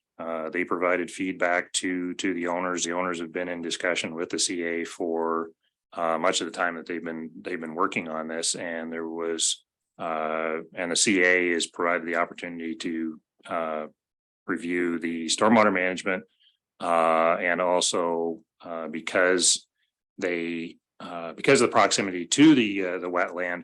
They had also requested that there be a review of the impact of this subdivision on the function of the wetland. They don't want this subdivision or any development around it to actually drain the wetland. Sure. Yeah, they won't have that problem, but I think that's interesting that the only consideration is to the impact of the wetland and not to the impact of the homes or the people who will live there, because they live significantly close to the wetland, and that the wetland then overflows all of the time onto their properties. That's not a part of their consideration as far as you know or understand? That's getting too deep into the engineering on this for me to specifically answer that question. So from your perspective, from anyone's perspective, has any study like that been done? Or is that ever a consideration when you're approving housing builds as to the impact of the low-lying areas and where they live and the water and all of that? Given that we all agree that the system currently today can't even handle who lives here now and what's currently running through it. So adding more hardscapes always adds more flooding. That's all considered as part of the stormwater management and the Conservation Authority. Anything that's in a regulated area is required to meet a certain minimum opening elevation. So in other words, these lots have to be built up, or the house has to be at a certain level above that flood elevation. Like the Conservation Authority has a flood elevation, and it would be relative to that potentially significant wetland. So each of these new houses would have to be built according to that flood elevation based on, they change it so often. I'm going to just say the 100-year flood limit. Yeah, I know some of the problem is the numbers that everyone uses to calculate these things are. I am going to the Lower Thames on the 17th of August. You're going to what, sorry? I do sit on with the Lower Thames. Okay, And on the 17th of August, I will bring your concerns up okay. and see what solution they can come up with. Yeah, if they're the body who sort of gives recommendations as to kind of the impact of being near a wetland, they're my next phone call. Because their involvement then in determining this and giving directions as to what kind of warnings then, like, I understand that like there's always parameters for a builder to build, and once they meet them, and it's in your financial best interest to let them. But as a person who's just spent $400,000 to live in this tiny little town and has watched my neighbors under 6 feet of water in less than 20 minutes, and to hear them say, this has happened to them multiple times in the very few years that they've lived here, that's terrifying, as I'm sure you all can imagine. And well, it's too late for me. I'm making it my business to make sure there isn't another single person who buys a house in this town without knowing what kind of risk they're getting themselves into. And so I think from a developer standpoint, that's in your best interest too. And I certainly think from the municipality standpoint, like don't you have enough complaints? Don't you have enough work to be done? You really want to add 10 more residents who are going to be very upset during the next rain. I think it's actually shocking to me that this is even a consideration, given that I don't live anywhere near a wetland and we're already all underwater. But you want to build 10 new houses and think that a little bit of elevation, 3 doors down for me is a brand new house on a little bit of elevation. That didn't save them at all. It didn't change anything. Anyways. Okay, thank you. So my question is, this is Jen again. If all of those 10 houses are gonna be elevated, where do you think the water's gonna go? Our existing properties. So that is my one big request. Can I please see the drainage engineering proposal to make sure, I will bring it to a drainage specialist, I'll bring it to an engineer to make sure that it is significant enough to support 10 new houses. I'm not opposed to new builds, but 10 is excessive. So I'm in opposition, for the record. Yes. Yes. Through the chair, I just want to thank everyone for coming, and I haven't gotten actually one single phone call about any of the flooding in West Storm, which I'm shocked, but I was there the day of the flooding, going from door to door, trying to help people. I didn't have one single call, not one email, not one call. This is my second term of council, so it's not like people don't know me. So I've personally handed in complaints from several neighbors, so. I've had nothing like to me personally, to my phone number, my email, nothing. I'm That was the actually. directives we were given Yeah. in terms of giving up. So to Cheryl and Jen, I didn't get your last name, Jen, sorry. I'm wondering if with the break, if you can give your phone number to the clerk and we can just follow up and make sure that you do get what you're looking for about that piece of property you were talking to. I don't know if they already have your information. They probably do. And the drainage plans, Steve. Yeah. And then we'll follow up and see if you have that.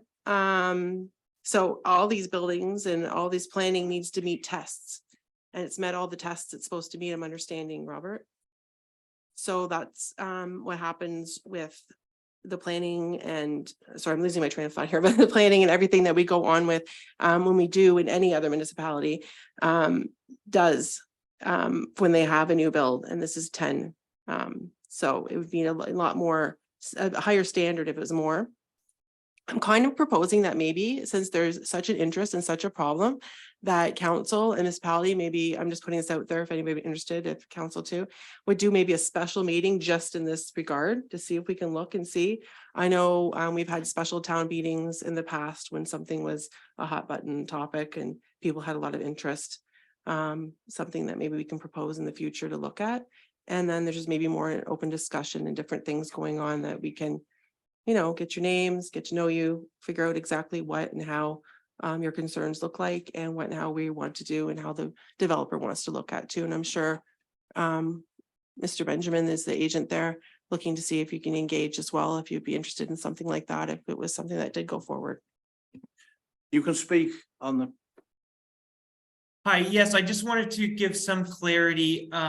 The provincially significant wetland setback is 30 meters. That 30-meter setback is barely on the corner of the property. And as Robert mentioned earlier, the rear yard setback for zoning would not allow any homes to be built within that 30-meter setback of a provincially significant wetland. So I just wanted to state that. We also have, I think it might be beneficial for everyone's case to have more of, I'm not an engineer and the senior engineer was away today, unfortunately, but it might be beneficial if that's the direction of council to delay or delegate that to a separate time where a senior engineer could answer some of those questions. However, I will reiterate that the plans are submitted to the municipality for review and that the Lower Thames is in the process of reviewing them, and we have received some feedback for them. But again, I just want to reiterate that we're not changing the grades on surrounding properties. So I Okay, hope that thank you. clarifies things. Thanks. Pardon? Yeah, and I've got one then after. Sheila Joyce. I live at 263 Finney Street, next to the property they're talking about building on. So in the meantime, we've put up with until you get building, the weed problem and the bugs and everything else that we've gone along with, these weeds as tall as here. So when the building does happen and this flooding continues, I just want some answers of when it's going to be, how it's going to be, because it's like everyone wants to do these things, but no one wants to fix the problem that's already existing. And we're just going to add to it. So I know it's repetitive, but you guys don't have your answers. We need the answers because we already live there.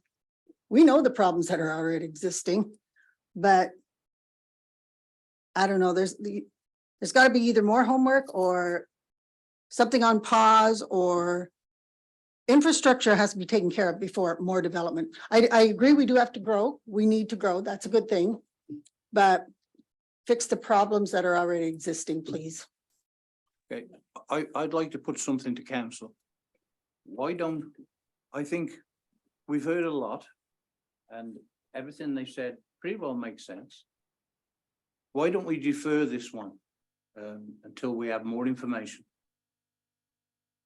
That's my feeling, that this should be just deferred until we get the Lower Thames and everything else, the size of the drains and the problems sort of solved to a certain degree.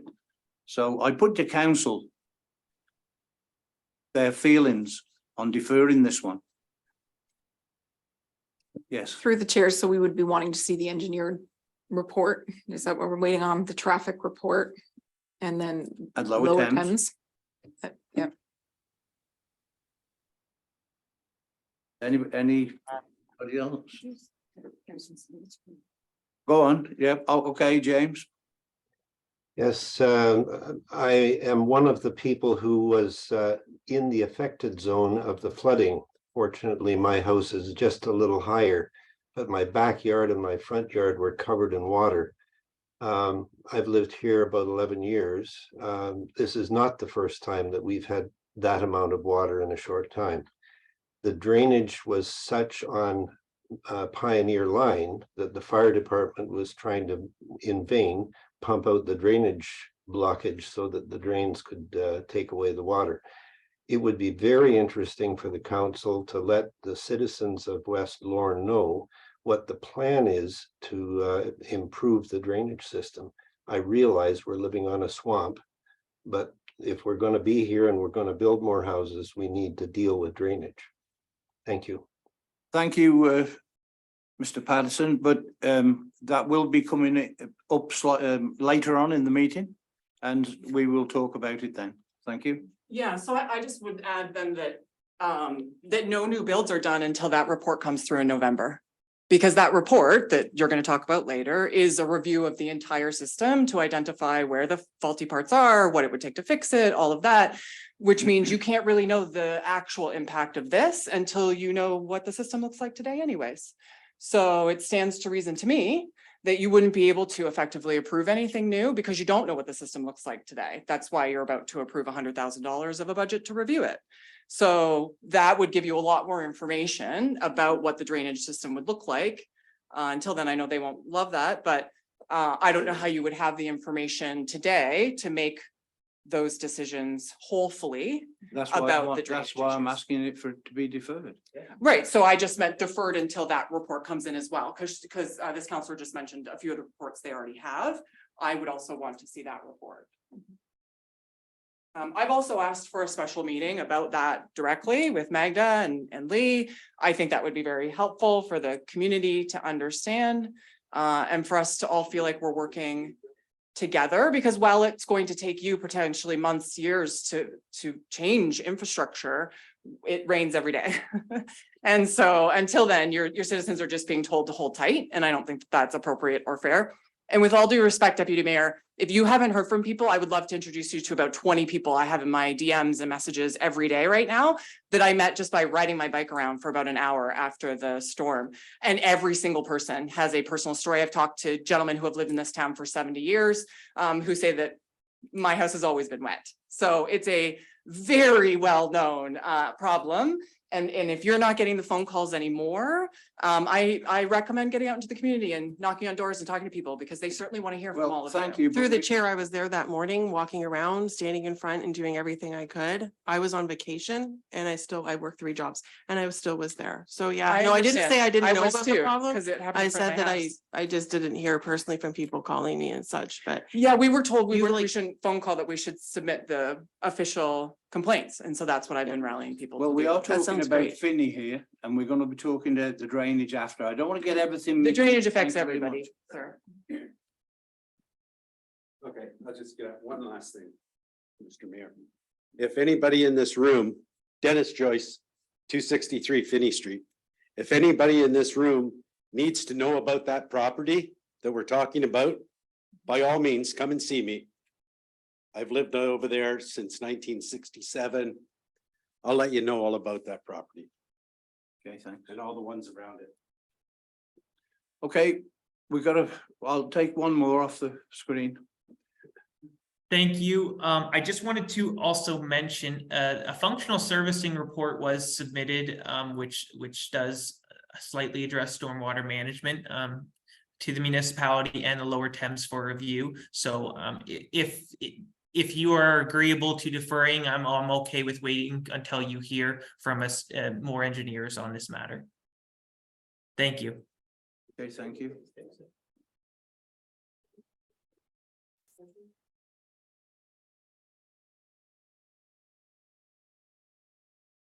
Oh, sorry, through the chair, I just wondered, Mr. Joyce asked about catch basins needing cleaning. I just wondered, I have a schedule for the cleanouts. Has this been upped, or what's happening from the municipality standpoint for catch basin cleanouts?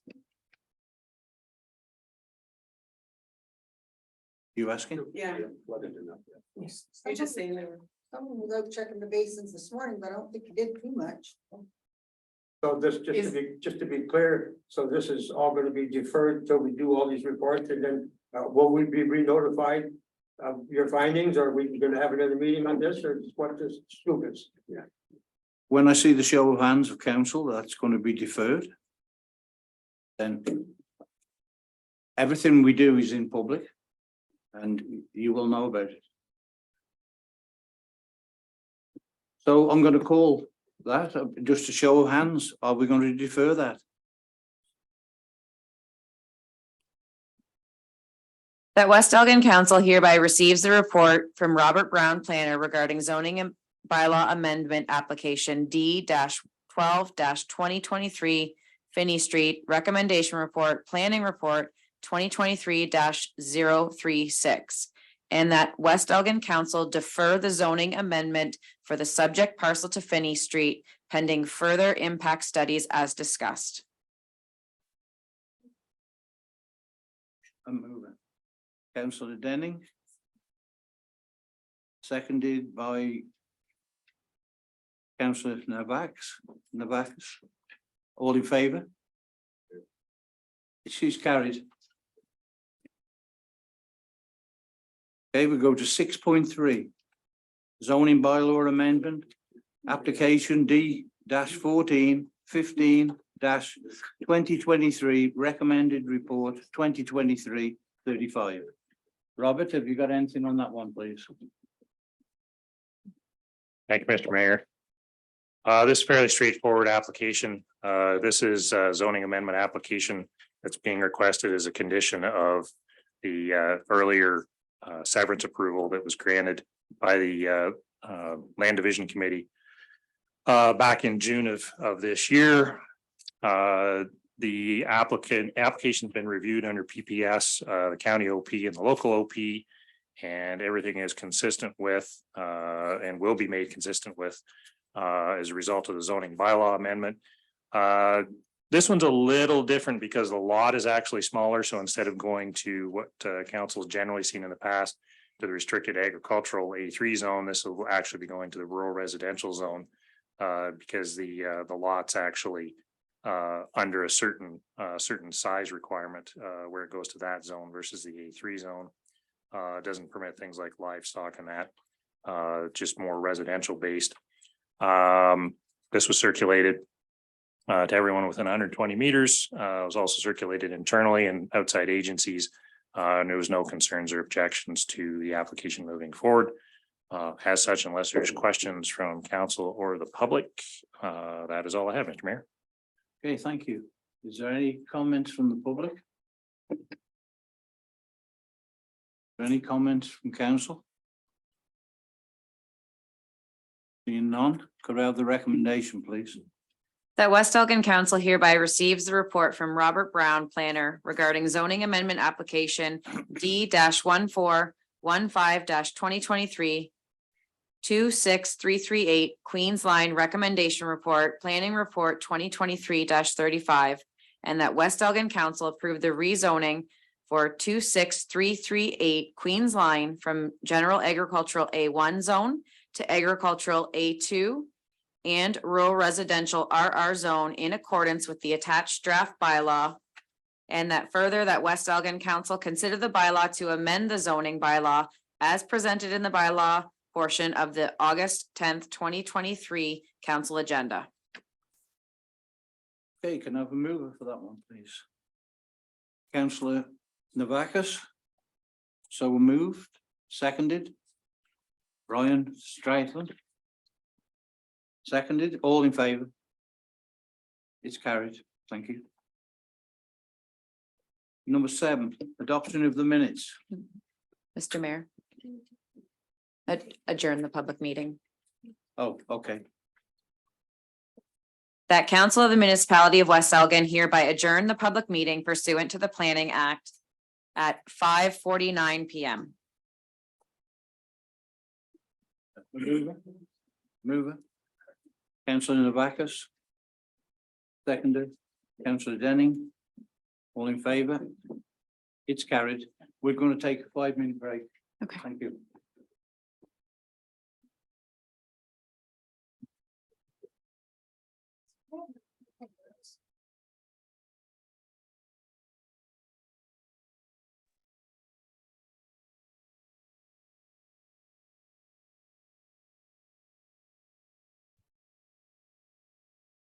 Okay, welcome back. We go to the adoption of the minutes. That the Council of the Municipality of West Elgin hereby adopts the minutes of the regular meeting on July 20th, 2023. Mover, please. Councillor Navakis. Seconded, Deputy Mayor Tellier. All in favour? It's carried. Business arising from the minutes.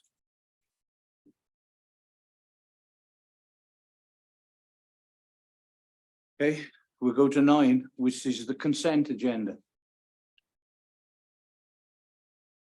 There's a lot of reading, so whether you wanted me to read every one out, or are you satisfied with what you've read?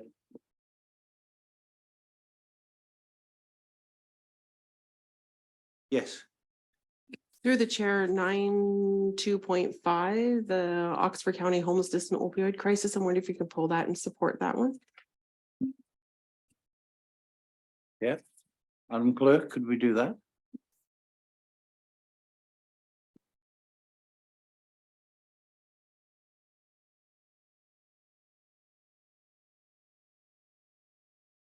And I did get some 9.3.2, I did get a photograph that I'll let you have from Quad County and show council.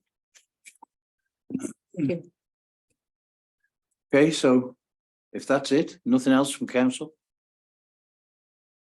I'll go to the recommendation, please. Sorry, just to clarify for Deputy Mayor, you would like me to send a letter of support to the Oxford County? Yeah, just saying we support that their letter, what they stated there. That they've sent out to other municipalities and that we support their initiative. Okay. So the recommendation is that the municipality of West Elgin Council hereby receive the consent agenda for August 10th, 2023 as presented. Okay, a mover, please. Councillor Denning. Seconder. Councillor Navakis, all in favour? It's carried. Okay, so municipal drains, it's 10.1, 10.1. Drainage reappointment due to severance, E12-23. Through the chair, this report is, it's simply just a drainage apportionment that resulted from a severance that was done. It was E12-2023 pursuant to section 65(2) of the Drainage Act. Okay, so that's it. It's just a straightforward thing. Okay, so I need a mover for that, please. Councillor Denning. Seconder. Brian Stratham, councillor. Oh, That the municipality of West Elgin Council hereby receives the report from Terry Toshuk clerk regarding the drainage apportionment reassessment for drains due to severance of land E12-23 pursuant to section 65(2) of the Drainage Act, RSO 1990, and that the municipality of West Elgin Council hereby approve the apportionment of the drainage assessment agreement for the Morden Drain as part of severance E12-2023 as presented. so I had a mover, councillor Denning. And a seconder. Councillor Stratham. Said it again. All in favour? It's carried. Operations and Community Services. 10.2-1, mobile dental clinic request. Lee, please. Yep, good afternoon, Mr. Mayor and members of council. As you see in this, we did receive a request to the municipality from it came through the health center here in West Lauren, but it's actually for one of their partner groups, which is Southwest Public Health. They're initiating a new mobile dental service program, hopefully to start this fall. That service will travel around the region, everywhere that's served by Southwest Public Health. And it will provide dental services to people who otherwise couldn't get to one of the permanent clinics that they do hold. So what they're looking for is access to parking spaces that they could use for this, because it's all set up. The van would come in. It would take about 4 parking spaces. It's wheelchair accessible. It has a lift and everything right in the van. So they need a spot where they can have those 4 or 5 parking spaces to hold that. And also the staff and people attending would need access to washrooms for the time that they're there. So they are looking for, particularly at the Rodney Recreation Center. And so we talked it over, and we feel that there's no issue with them doing that there with the keyless access. Certainly if it's during a time when there's not other functions going on, we can provide them access to the front foyer and the washrooms for their use. So in that respect, we're recommending that we go ahead and allow them use of the parking space. The other portion to that is that they're seeking or hoping council will consider donation or gift in kind, or allowing them to use the facility at no charge for that. So I did, under financial implications, I just did show you there briefly what that request would look like as far as cost wise. So if we said that the very small meeting room that's just around the corner in the front foyer is $15 an hour to rent, which also gives you access to the foyer and the washrooms. So based on that, $15 per hour, they're talking 3 hours per visit roughly. So the total waiver of fees would be $45 a day. If they did it once per month for the year, it would be $540. And because right now they're not sure, the letter said monthly or weekly. But if they were to do it every week, 52 weeks of the year, it would be $2,340. So. Okay. I was just going to ask, because it's right close to our only other dental practice. I think it's a grand idea, to tell you the truth, to serve certain people, but I don't think it would, in your opinion, will it take any trade away from our local dentist? No, I'm just trying to get to the actual letter here. I believe it was for a select group of people. Low income seniors. Yeah. Yeah. So it's the, low income seniors that are on the Ontario Seniors Dental Care Program. That's fine, thank you. That's all I needed to know. Any more questions on that? From anyone? Can I have the recommendation, please? That West Elgin Council hereby receives the report from Lee Gosnell, Manager of Operations and Community Services, and that West Elgin Council supports a request to use the parking lot and washrooms at the Rodney Recreation Center to offer a new mobile dental service being developed by Southwestern Public Health, and that council consider waiving the facility cost for this project as limited building access would be required. Okay, a mover, please. Councillor Navakis. Seconder. Councillor.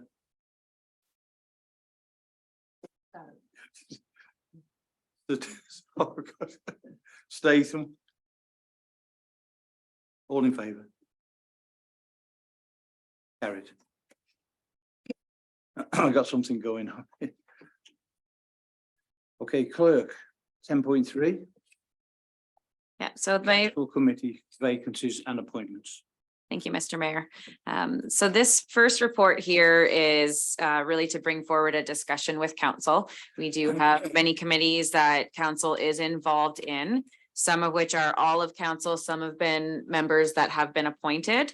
So I'll go through each one and we can discuss the ones that are requiring reorganization. So committee of a whole, committee of adjustment and quarter revision, that's all of council. Same, and property standards committee is what is as well. Our economic development, currently we have Councillor Navakis and Councillor Denning. Port Glasgow Trailer Park Committee, we have Mayor Leatham and Councillor Navakis. The West Elgin Community Center Board of Management, currently we only have Councillor Denning appointed. The West Elgin Recreation Committee, Councillor Navakis and Deputy Mayor Tellier. And Community Policing Committee, we have Mayor Leatham. Four Counties Transit, we currently only have appointed Councillor Navakis. Healthy Communities Partnership Committee is Councillor Denning. Lower Thames Conservation Authority is Mayor Leatham.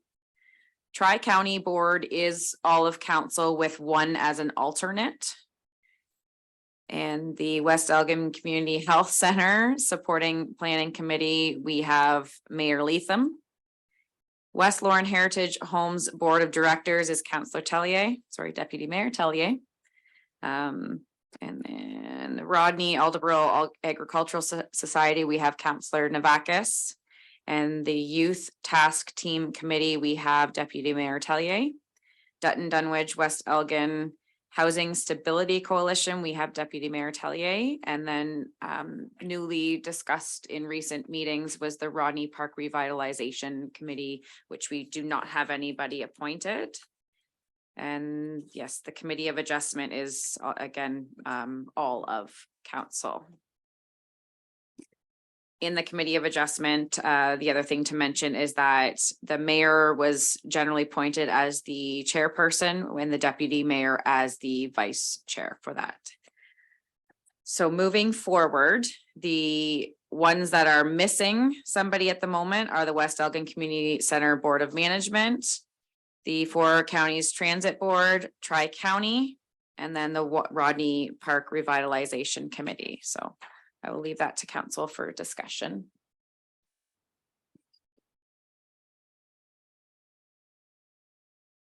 Right.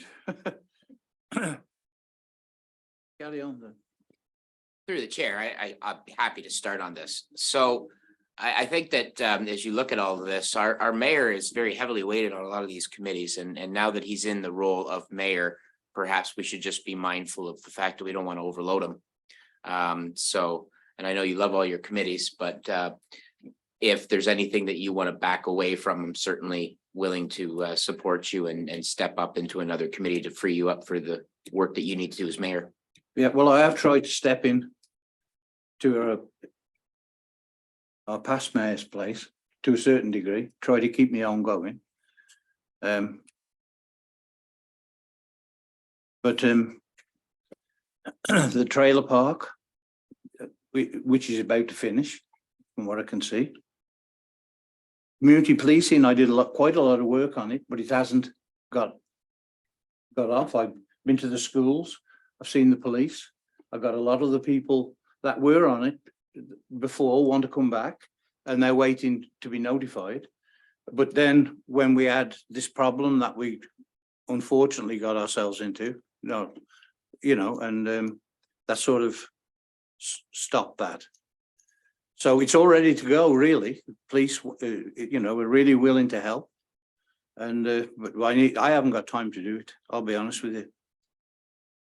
And the existing people that were on it are not, they're interested in becoming members, but they don't want to chair it or anything like that.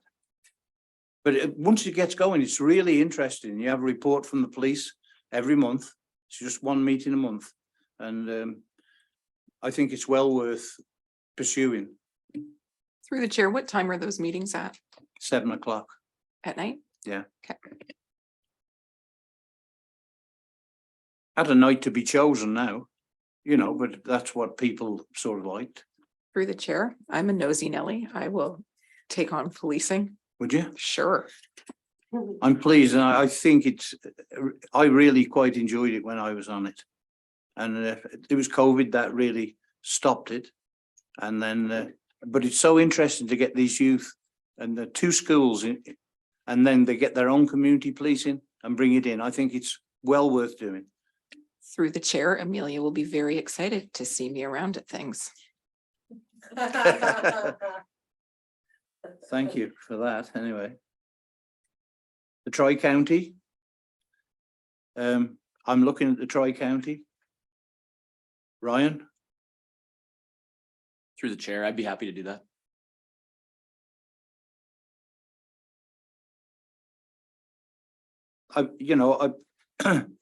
I'm looks like I'm making excuses, but I am pretty heavily burdened right now. I want to keep on to the Lower Thames if I can, because I'm on the executive committee there too, and we still have a court hearing pending.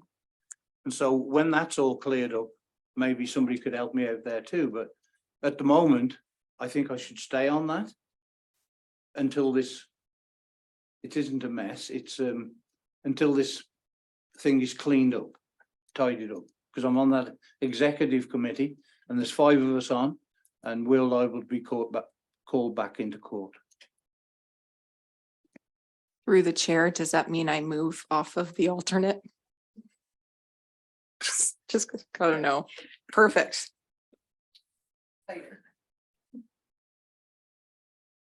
And another thing with my position, I can go to any meeting that I need or want to go to, and I don't make a quorum, and I can vote. So that way I get to know what's going on in the area. If I hear things or what of interest, then I can go and sit at a meeting and listen. I can put a hand up if I need to. And I don't ruin the meeting with a quorum. So I really want to be active in that if I can. And so the four counties bus, you know, I stood on there for Duncan. And that's got to go too. So I'm really standing down for most of my positions, but I want to be able to float. If you understand, and if that's all right with you, and if it's not, well, tell me. Yes. Through the chair. No, that sounds great. You've got other commitments that you're doing for West Elgin, so that sounds great. On a personal note, I'm having to maybe step down for my youth task team and my Dutton Dunwich West Elgin Housing Stability Committee Coalition, sorry. As I'm doing some work at the West Elgin Community Health Center, it'd be a conflict for me to stay on those committees as of next week, I guess. So just wondering if anyone would be willing to take on those ones. Yes. Through the chair, I will take on the youth task team committee. If no one else wants the Housing Stability Coalition, it's something I believe in. I can go on that. I am wondering though, if I can maybe then step off my ad hoc town hall. I don't think I can take on 4 new committees and that as well. So putting that out there as a, maybe you want to trade with me. Through the chair, I'd be interested in being on the town hall. It's something I'd be privileged to be on. My youth task team committee meeting they're not scheduled all the time. They're all over the place. And then the housing stability one is Wednesdays. It's escaped me right now which Wednesdays, but there is via Zoom still. 1:30 to 3, sorry. Sorry, that may be a problem for me. So I will not do that. I'd be happy to do that one. So Barry Fellinger is the chair, so that's who you'd have to connect with. Yeah, I'll get you the information. And it seems we've got the Rodney playground committee. They've been asking for one person. And I should imagine it's a really good one to get on, to be honest with you, starting from scratch. Through the chair, that's fine. I'd like to do that. And then the other ones I saw here that had the vacancies are the community center board of management. That was already vacant, so I can assist with that with Bill. And then the other was the 4 counties transit board. Again, that was a vacancy, so I can fill that as well. That helps. Can you? Okay. That's okay with everyone else. Your worship, so are you stepping back from the Port Glasgow Trailer Park committee? It's sort of disbanded. Okay, and so that's fine. Second question is the yacht club committee. I don't see it on here. Which one? Yacht club. Marina, Well, it's on mine. Yeah. is it? I'm on the yacht club management of committee. No, but it's a matter of that the mayor and deputy mayor was always on that, always have been. Okay. Now, I don't mind stepping off it if somebody else wants to go on it.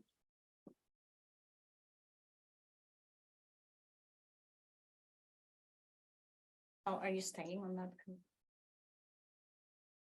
If nobody else wants to go on it, then I'll stay on it, but we can hang out together.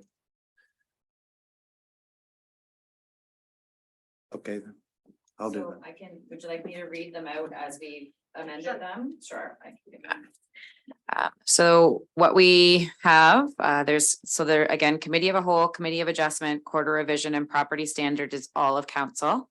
So the old town hall will now be Deputy Mayor Tellier. Economic development, we still have Councillor Navakis and Councillor Denning.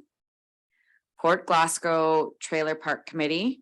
So I have Councillor Navakis. Eliminating it? We're eliminating that one completely. Done. West Elgin Community Center Board of Management, we now have Counselor Denning and Counselor Statham. West Elgin Recreation Committee, Counselor Navakis and Deputy Mayor Tellier. Is that still? Okay. The Community Policing Committee will be Counselor Navakis. Four Counties Transit Board will be Counselor Navakis and Counselor Statham. Health Communities Partnership Committee, Counselor Denning. Lower Thames Valley Conservation Authority will be Mayor Leatham. Tri-County Board will be all of council with Mayor Leatham as the alternate. West Elgin Community Health Center Support Planning Committee will be still Mayor Leatham. West Lauren Heritage Homes Board of Directors, Deputy Mayor Tellier. Elgin County Land Division, oh, that's not council. Rodney Aldeboro Agricultural Society will be Counselor Navakis. Youth Task Team Committee will be Counselor Navakis. Dutton Dunwich West Elgin Housing Stability Coalition will be Counselor Denning. Rodney Park Revitalization Committee will be Counselor Statham. And the Port Glasgow Yacht Club Committee will be Mayor Leatham and Counselor Navakis.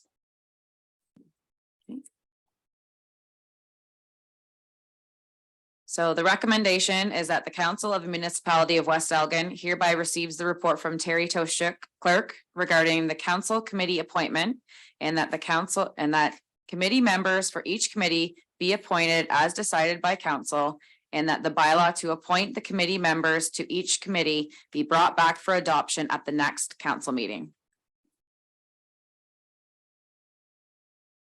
Move, please. Councillor Navakis. Seconded. Deputy Mayor Tellier, all in favour? It's carried.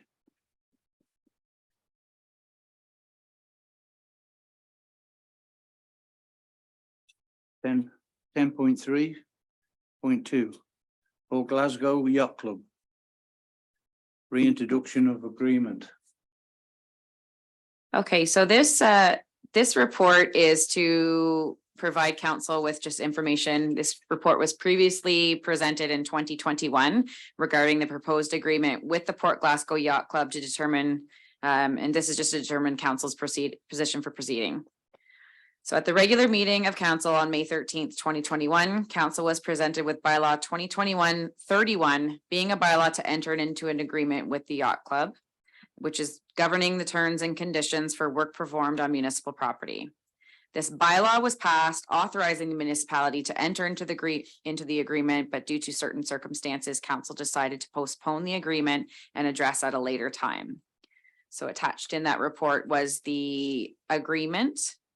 So this is looking for council's direction to how they would like to proceed with this agreement. Yes. Through the chair, it feels lacking to me. And so I'm wondering, do we have another agreement with the yacht club that covers other things such as fish cleaning and no?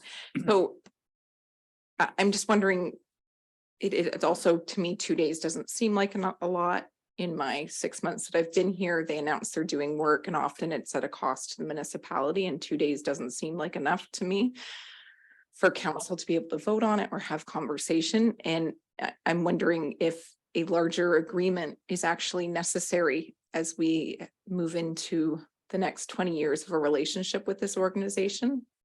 There always seems to be questions as to who is responsible for what.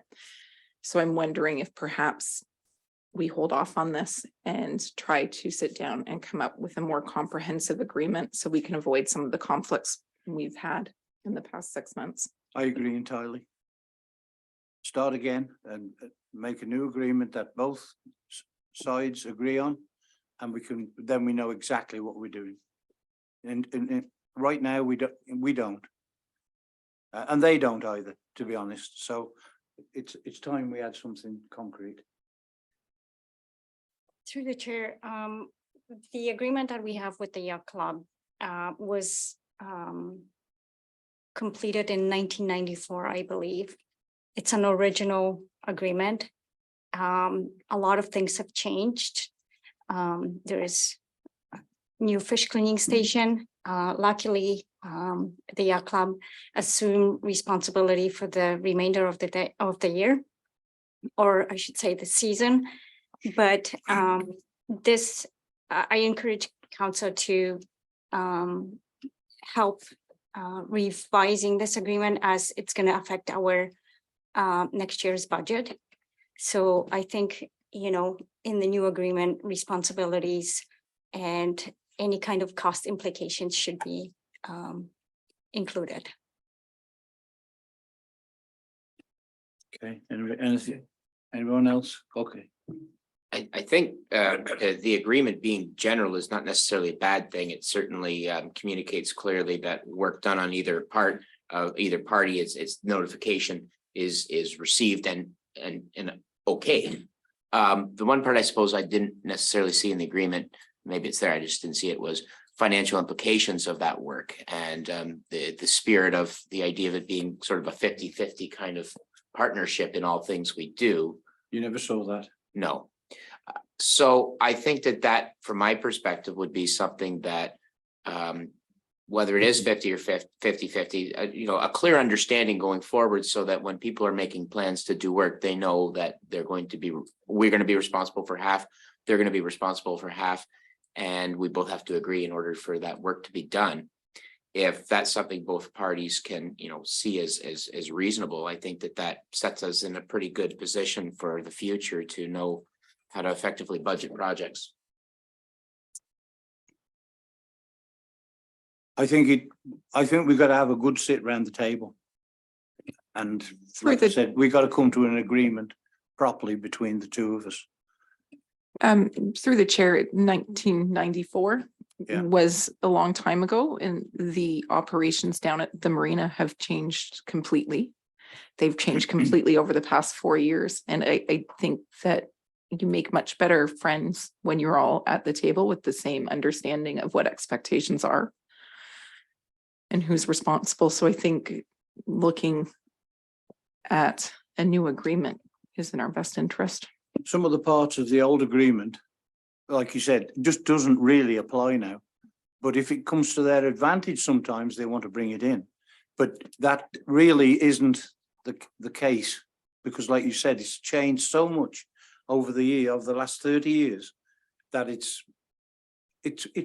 needs renewing and okaying by both sides. And through the chair also for the yacht club, I mean, that they are Everything, aware of everybody what their expectations as us as a municipality should be in regards to the space down there. Yeah, and make it clear what they can do this, or we can do that, or whatever, whichever way it goes. Everybody knows where they stand. I agree. Okay, so there's a recommendation for that one, please. That the council of the municipality of West Elgin hereby receives the report from Terry Toshuk, clerk, as information only. Okay, mover. Councillor Denning. Seconded. Councillor Statham. All in favour? It's carried. Okay, 10.3. Procedural bylaw updates. Who Okay. takes that one? That'll be me again. So I've attached in your agenda just a draft copy, and I've highlighted the areas in yellow, which I'm proposing to make some changes to. So I'll just go through them one by one. The first one is just advising the section of the Municipal Act which provides authorization for municipalities to participate in electronic format. Section 3.4. This is just adding in that the newly revised 12th edition of Robert's Rules of Order will be used. And then section 4.2.4, my apologies, in my report it says 4.2.1. So meeting schedule. So I've added in there section A, it indicates that we will have the schedule posted on the website by December 31st of each year. All I would like to add in there is that the schedule is subject to change at the call of the chair. So if we did have to change any meetings, we're not, held to that schedule that is added on December 31st. Of course, we'll do our best to stick with that schedule. Section B, it indicated that the meeting curfew shall be 4:00 p.m. However, if we're starting meetings at 4:00 p.m., that can't be our curfew as well. So what I added here is 6.5 hours, which was the difference between the 9:30 start time and 4 p.m. And then I've kept in there the clause in there that we can certainly extend it by an hour by resolution if council chooses to do so. And then section D, I've also highlighted the committee of a whole meetings. Does council still want to proceed, continue with committee of a whole meetings? I know it has been some time since there has been one. They're not absolutely necessary, but that would be something that would have to be removed from the bylaw if council doesn't feel the need to have committee of a whole. So section 4.3.6.2, I've just added in, so it indicated for electronic participation that the chair shall read the recommendation. I added in or clerk at the chair's request to be consistent with section 4.2.5.2, which indicates that the clerk at the chair's request can read the recommendations. So that is all the proposed changes that I have at this time. Of course, this is council's bylaw. This is how the council meetings are to be run. So if there's certainly any changes other changes that you would like to see in there, I can certainly work on those, prepare another report to bring back to the next council meeting, and we'll go from there. Any Right. questions? Any questions from council?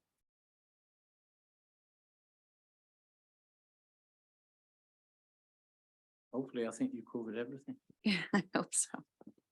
Okay, the recommendation, yeah. Do you want to mention item 22? Procedural.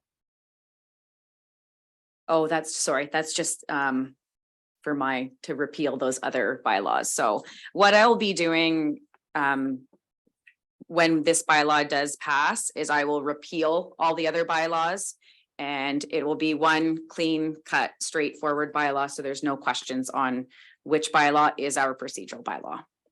Thanks, Magda. Is everyone okay with that? Yeah. Well, if you wouldn't mind reading the recommendation, sure. please. That the Council of the Municipality of West Elgin hereby receives the report from Terry Toshuk, clerk, regarding amendments to the consolidated procedural bylaw, and that the Council of the Municipality of West Elgin hereby approves the changes as recommended, and that the Council of the Municipality of West Elgin directs staff to make the recommended changes and bring back the amended bylaw for approval at the next meeting. Okay. So is that, do you move it? Okay, moved.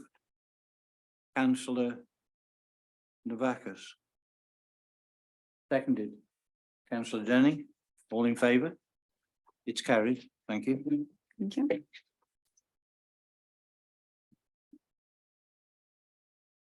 So we're going to Rodney Park. Right of Reservation Committee follow-up, what? So this was an Reservation, yeah. Yeah, this was an email that I received just with a little bit of follow-up after the presentation. It was just simply asking for council's blessing, asking for representatives for their committees. And then just a couple other, a little bit of information that they provided in that email that they wanted council to know that they forgot to mention that night. Okay, so we dealt with this, have we?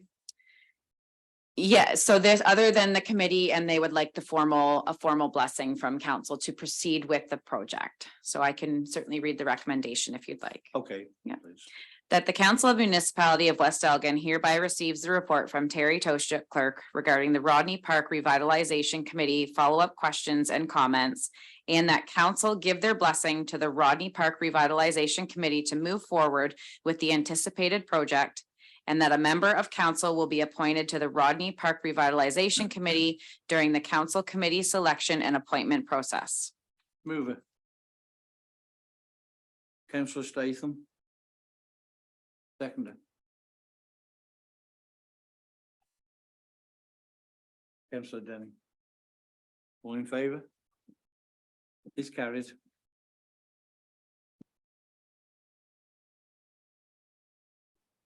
Finance and Administration.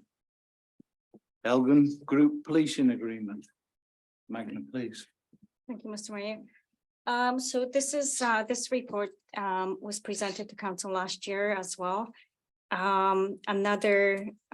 It's pretty much, we're extending the existing agreement that we have with OPP since 2015 for another 2 years, and until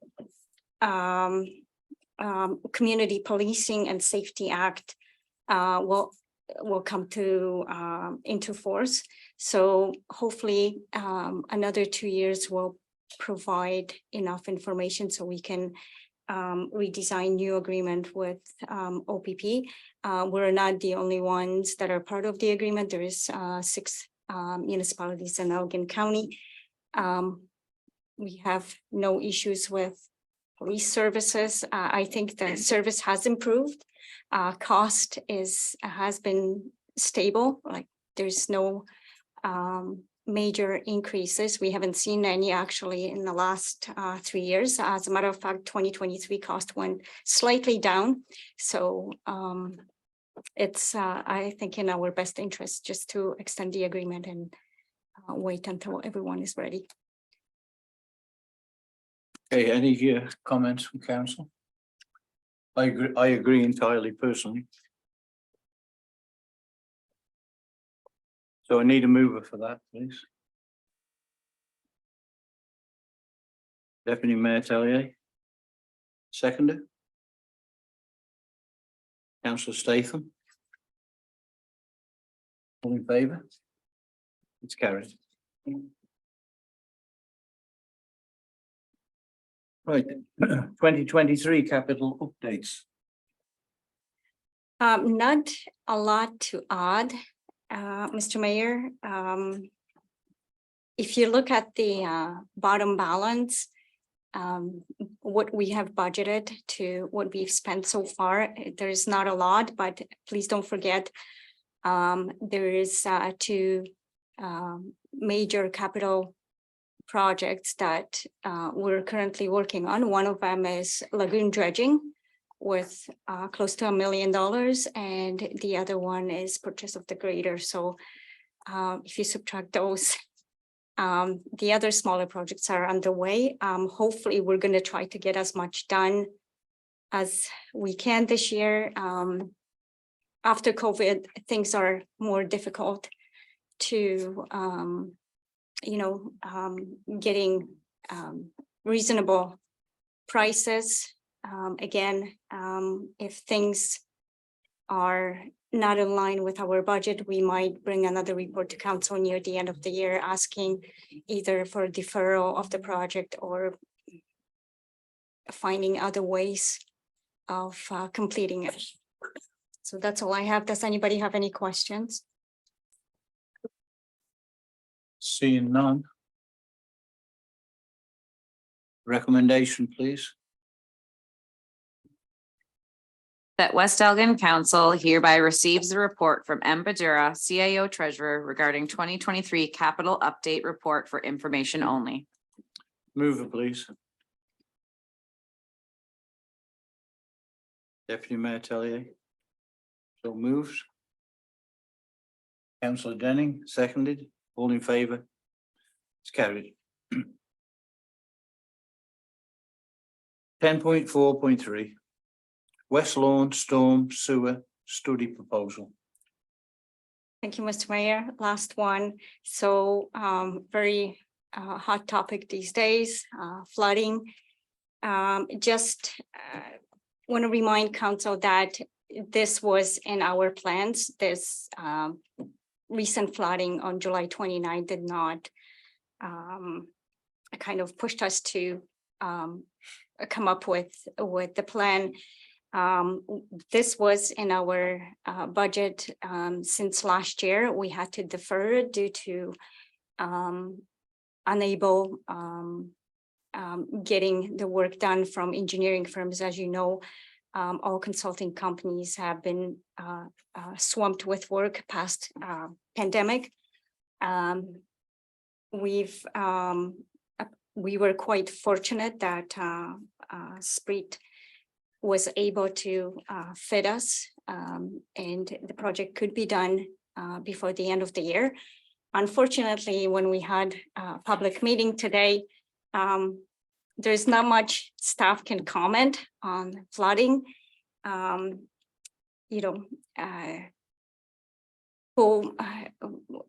Right now we're awaiting for expert opinion, about our drainage storm sewer system, how it operates, and it's a huge study. The system has to be analyzed and reviewed for the entire area of West Lorne. We can't be focusing on just problematic areas. The whole system has to be reviewed. So we will be patiently awaiting that information from Spreet, and then comments and a further report will be made to council. Okay, thank you very much. Any comments? We all know it needs doing. Mr. Mayor, through the chair, I just, there was some rumbling from the public that municipality is not doing anything about drainage. I went through our general ledger spending account, and this is something that public cannot see as the infrastructure is underground. You can't really see any improvements, but I went back to 2019. And from 2019 until now, until today, we spent $2.4 million on drainage, maintaining drainage and capital maintenance. This year, so far we spent $200,000, and we have another $200,000 planned. We're anticipating of spending another $200,000 towards drain maintenance, as well as another $500,000 towards capital maintenance on drainage. So the municipality is spending significant amount of money. Again, it's going to be interesting to see what the report findings are going to show. Thank you.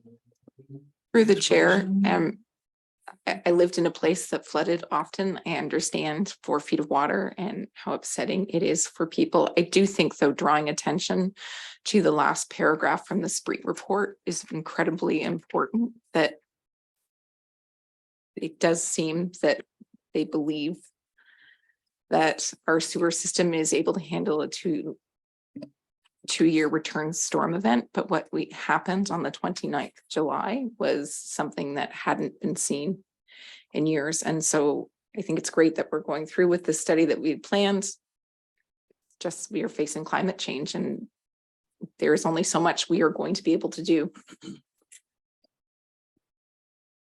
I agree entirely. Unfortunately, every time you switch the television on and you see cars going sideways down the road being washed with water, I don't care what sort of drains you got, you can't beat that. I think we're doing the best we possibly can right now. Any other comments? Okay, so can I have a recommendation, please? That West Elgin Council hereby receives the report from M. Badura, CAO Treasurer, L. Gosnell, Manager of Operations and Community Services, and T. Mohan, Drainage Superintendent, regarding West Lorne Storm Sewer Study Engineering Proposal, and that West Elgin Council approves the proposal from Spreet's Associates in the amount of up to $97,000 excluding taxes. Move it, please. Councillor Denny. Seconded. Councillor Navakis. All in favour? It's carried, thank you.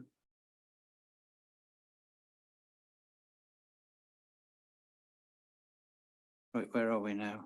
Right at the bottom. Yeah. 11 is accounts.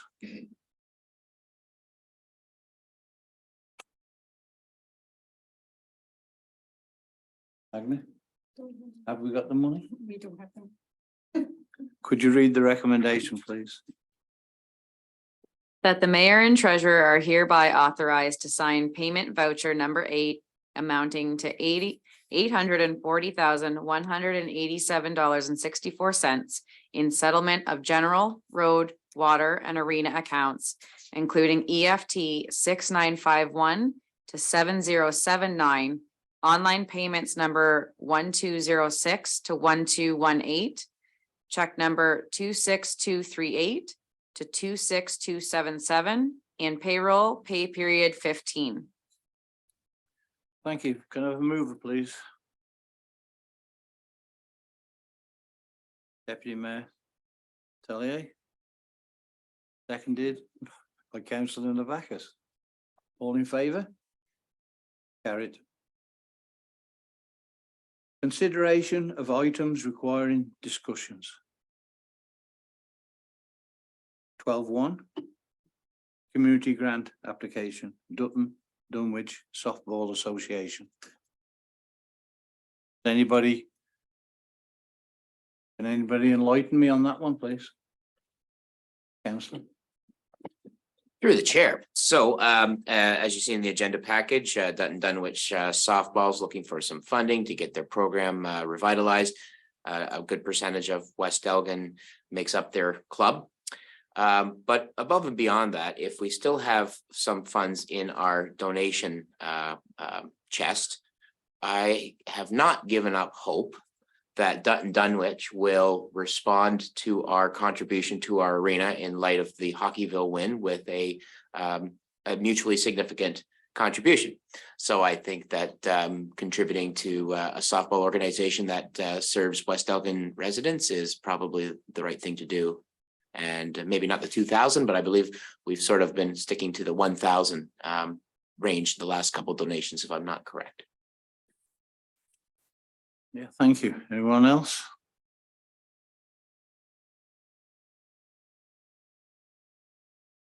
I think that. Oh, through the chair. Yes. What is left in that budget? There's about $8,000 left. Okay, and then we haven't gotten confirmation that the municipality of Dutton Dunwich is going to give us any money for the hockey arena, is that correct? Actually, maybe you're not speaking out of turn, but I did talk to the mayor. And as and when the time was, that they just done their budget. But he said they would certainly look at it before this next budget. Okay, and then just a second question. So are groups and organizations in West Elgin able to apply in Dutton Dunwich for grants? And my only reason for saying this is that I think I love rec. I love that Dutton is only 15 minutes away, but we are setting a precedent now that Dutton Dunwich can ask the municipality of West Elgin for grants, and we've approved one.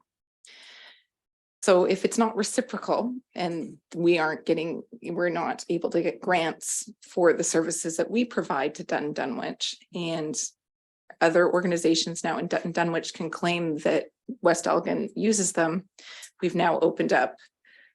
What is our criteria for if other organizations in Dutton Dunwich decide they would also like to use the funding that we have set aside for organizations in West Elgin? Yeah, I see your point. Perhaps Lee, if you don't mind me calling on you, they give us money obviously towards the ice rink, right? You're in partnership with them, aren't we? Yeah, through the chair, that's through the West Elgin Community Center Board of Management. That's So correct. that's the arena is a shared Yeah, it's effort I was between only the making a point that municipality they of don't West do Elgin anything. and Dutton Dunwich. Yeah. Okay. But I see your point too.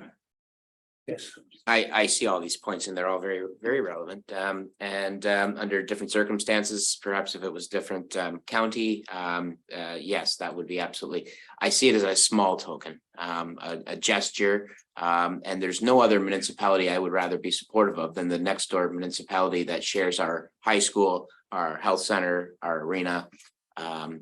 This is one of those things that if it begins to be a precedent-setting thing where these interorganizations that are serving both communities because our communities are too small to support it singularly, I don't see that as being a bad thing. Okay. Do we need a mover and seconder on that and a recommendation, please, then? That the council of the municipality of West Elgin approve a donation in the amount of $1,000 to the Dutton Dunwich Softball Association. Okay, mover, please. Councillor Denny. Seconder. Councillor Statham. All in favour? It's carried.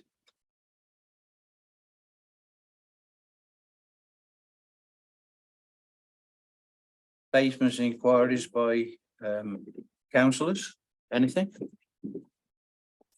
Yeah.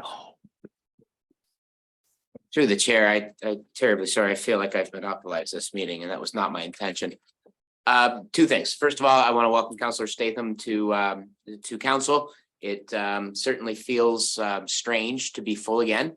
But I think that our previous mayor would be very proud to see us as whole once again. And so welcome aboard.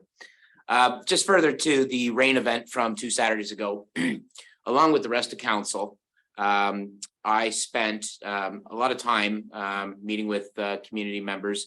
I sort of took the lead on it, I suppose, because West Lorne is my ward.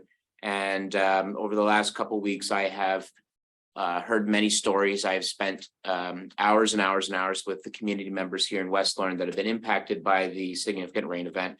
And everybody that I have spoken to has been incredibly kind to share their story. And I just want to go on the record saying that those stories and the conversations that council has had with the community has then now been aggregated throughout council and communicated to staff. And it's all of these stories and experiences that have been shared that are going to help us to create the path forward. So just want everybody who's living in this community that experienced challenges with the water, that your concerns have been heard, and we're going to work really, really hard to find a way to make things better if at all possible. So thanks to all the council who also was visiting with folks here in West Lorne and helping people know that they weren't forgotten. Thank you for that.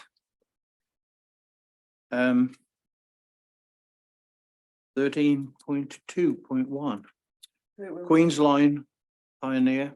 I Oh. didn't inquire, were you there yet? Oh, did you? Inquiries? Oh, carry on. Through the chair, I'm just following up with the Economic Development Committee. I'm hoping that we can get a post up. The townsfolk are starting to harass me. Oh. At my place of work and in the grocery store. Hey. Through the chair, my inquiry was about the town hall, if we're going to get moving with a committee for that, if we have names towards it, the town hall committee. And then I was pointed to it, so that was time that I was already gonna ask anyways. But did we have names come forward or? Not that I'm. Through the chair, not that I'm aware of. It is certainly something we can advertise for again. I believe roughly right when I started with West Elgin, they were looking for some. So Okay. I can get that going again, both the Economic Development Committee and Town Hall. How many, do we know how many members? That's certainly It was two. two for each that we're looking for. Yeah. Absolutely. Okay, so Town Hall's 2. Great, thank you. Through the chair on that. Yeah, go on. I have 2 people who approached me who are interested in being on town hall committee, so I will pass those names on to you after the meeting. Okay, is that it? We go to Queen's Line Pioneer traffic issues. To you, Deputy Mayor. So I want to discuss that. Yeah, I get a lot of calls as everyone else does in regards to the large amounts of traffic we have on Queens Line and Pioneer. I sometimes get calls, not just when there's a problem on the 401, but I also sometimes get calls when it's just, you know, a lot of people going fast or different things, as we often talked to over the years. So one suggestion, residents, and I believe Councilor Novakis brought it too, was maybe looking at speed bumps. I do know on March they were having a problem in our neighboring municipality, Dutton Dunwich. That helped them a little bit. I believe they can be moved. So I don't know if that's something we could look at, or what we could look at all about the traffic issues. And thank you for the wonderful statements municipality and the staff have put out about, you know, we're aware of it, we know what's going on. Because a lot of the times I was getting a statement that, well, we're just not doing anything. It's not that we're not doing anything, we can't stand in the road and manage tractor trailers from all over North America coming through our small villages. So yeah, just looking to see if we can have a discussion or ideas and brainstorm about what we could look at to help with the traffic flow on Pioneer and Queens. Okay, Sorry, through the chair, just as someone who now has the benefit of experiencing both streets. Queen Street is dramatically worse than Pioneer, and so that would be where I would focus my attention. I had no idea trucks and cars were traveling as fast as they do. Starting at 6 a.m. until 9 o'clock at night. And I don't know if there's a bump in the road somewhere, but you hear the trucks fly over it. The speed bumps on Marsh are a pain in the butt because they're not great for the cars, but I'm thinking that they seem to be an easy solution to maybe stop people from using Queen Street as. well, Queen Street's a pretty major road. To put a speed bumps on a major road, I think I don't like that idea one bit. They're going about 80 to 100 is coming through town across from the rec center, and what's going to happen in September when all the kids are waiting for the bus, if this is still going on. And the problem is it's not only other trucks going fast, then what's happening is either other people in our community or the people coming off the highway are also going that fast. And we have seen, like, I spend a lot of time, like, we have to come up with a solution because they're not following the speed signs. They're obviously coming in before the speed limit, right? Before the 50. Coming in fast and just carrying straight through. Coming in fast, they do not change their speed at all. No. Till they get to the stop sign and they aren't able to make that turn because it's not wide enough. So I think the other question is can we talk to the OPP, because they're obviously in town on these days, but they seem to do nothing about the traffic. And I'm just wondering why we aren't doing anything. We aren't ticketing them. We are not addressing it, but we are sitting in the parking lot across from the old grain bins. Yeah. Community policing is the excellent idea for that, because they will act on it as soon as you get that community policing going, I can tell you, because I've done it myself. I wonder if the rumble strips, you know, out in the country a little bit to tell them they're coming to a built-up area might be a solution. I'm frightened to death of ramps on the road. Through the chair, I did reach out to the OPP when there was that road closure that we were talking about, and there was a lot of traffic going through both West Oran and Queens Line. And they indicated to me that they would happily attend to that issue if they received a call during that time. So perhaps it's something that we can, you know, if we're getting calls or emails, we can reach out to the OPP directly and they will post an officer there as requested. Or one of them speed signs are saying you're doing 80, you know, I don't know whether it'll help or not, but sometimes them rumbles sets their attention. Through the chair, they're going. I'm gonna call baloney on that statement because I have called the OPP. I know that the community members have called the OPP. They call them multiple times and they do not come and look at it. And so it is, my question is to the policing, and it's maybe we can get an answer, is perhaps there's a reason why this is not a concern for them. Perhaps there's bigger concerns that they are worrying about, but just some explanation as to why they are not policing a problem that I know the community is calling the number, because they will talk on Facebook about how often they call. Can They you, can you give me the times when you think it would be a best time to get a police there, and I'll get the police there tomorrow. Through the chair, I live on Queen Street, Queen's Line, it's Queen Street where I live. I would say all the time. It is horrible, and I'm just, get rid of the truck traffic. Regularly, it's horrible, and it goes both ways. It doesn't mean people are coming into the village doing 80 and not doing, and going Okay. down to 50. It's also, once they pass the rec center, it's time for speed, it's when the sidewalks then basically, they start speeding up.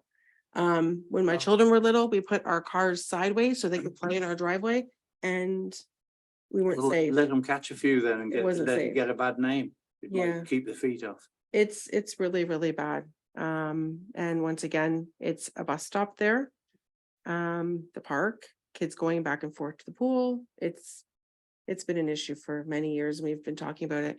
I don't know how many times I've given out the non-emergency OPP number.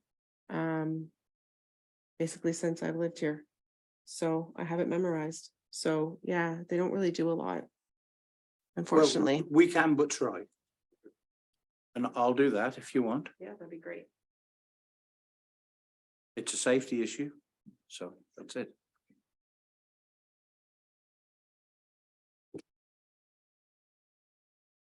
Okay, so matters of urgency, is there any more? So we move on to bylaws, do we? 14.1, bylaw 2023-73, zoning bylaw amendment. D-14 15-2023. That bylaw 2023-73 being a bylaw to amend the municipality of West Elgin comprehensive zoning bylaw number 2015-36 for property at 26338 Pioneer Line be read a first, second, and third and final time. Move it, please. Councillor Denny. Seconder. Councillor Navakis. All in favour? It's carried.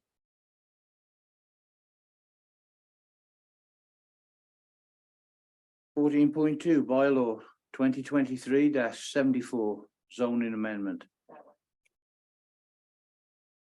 That's the one we deferred. Okay.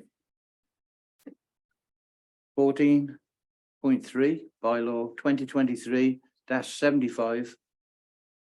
Adoption of the official plan. That bylaw 2023-75 being a bylaw to adopt an official plan amendment for the municipality of West Elgin be read a first, second, and third and final time. Okay, we need a mover and a seconder. Councillor Navakis. Councillor Statham. All in favour? Carried. Are we down to the confirming bylaw? Correct. That's 15. That bylaw 2023-76 being a bylaw to confirm the proceedings of the regular meeting of council held on August 10th, 2023 be read a first, second, and third and final time. Mover, please. Deputy Mayor Tellier. Seconder, Councillor Denning. All in favour? Carried. Adjournment. That the council of the municipality of West Elgin hereby adjourn at 7:05 PM to meet again on Thursday, September 14th, 2023 at 4:00 PM or at the call of the chair. Councillor Statham should adjourn his very first council meeting. Mover, please. Councillor Statham. Seconder.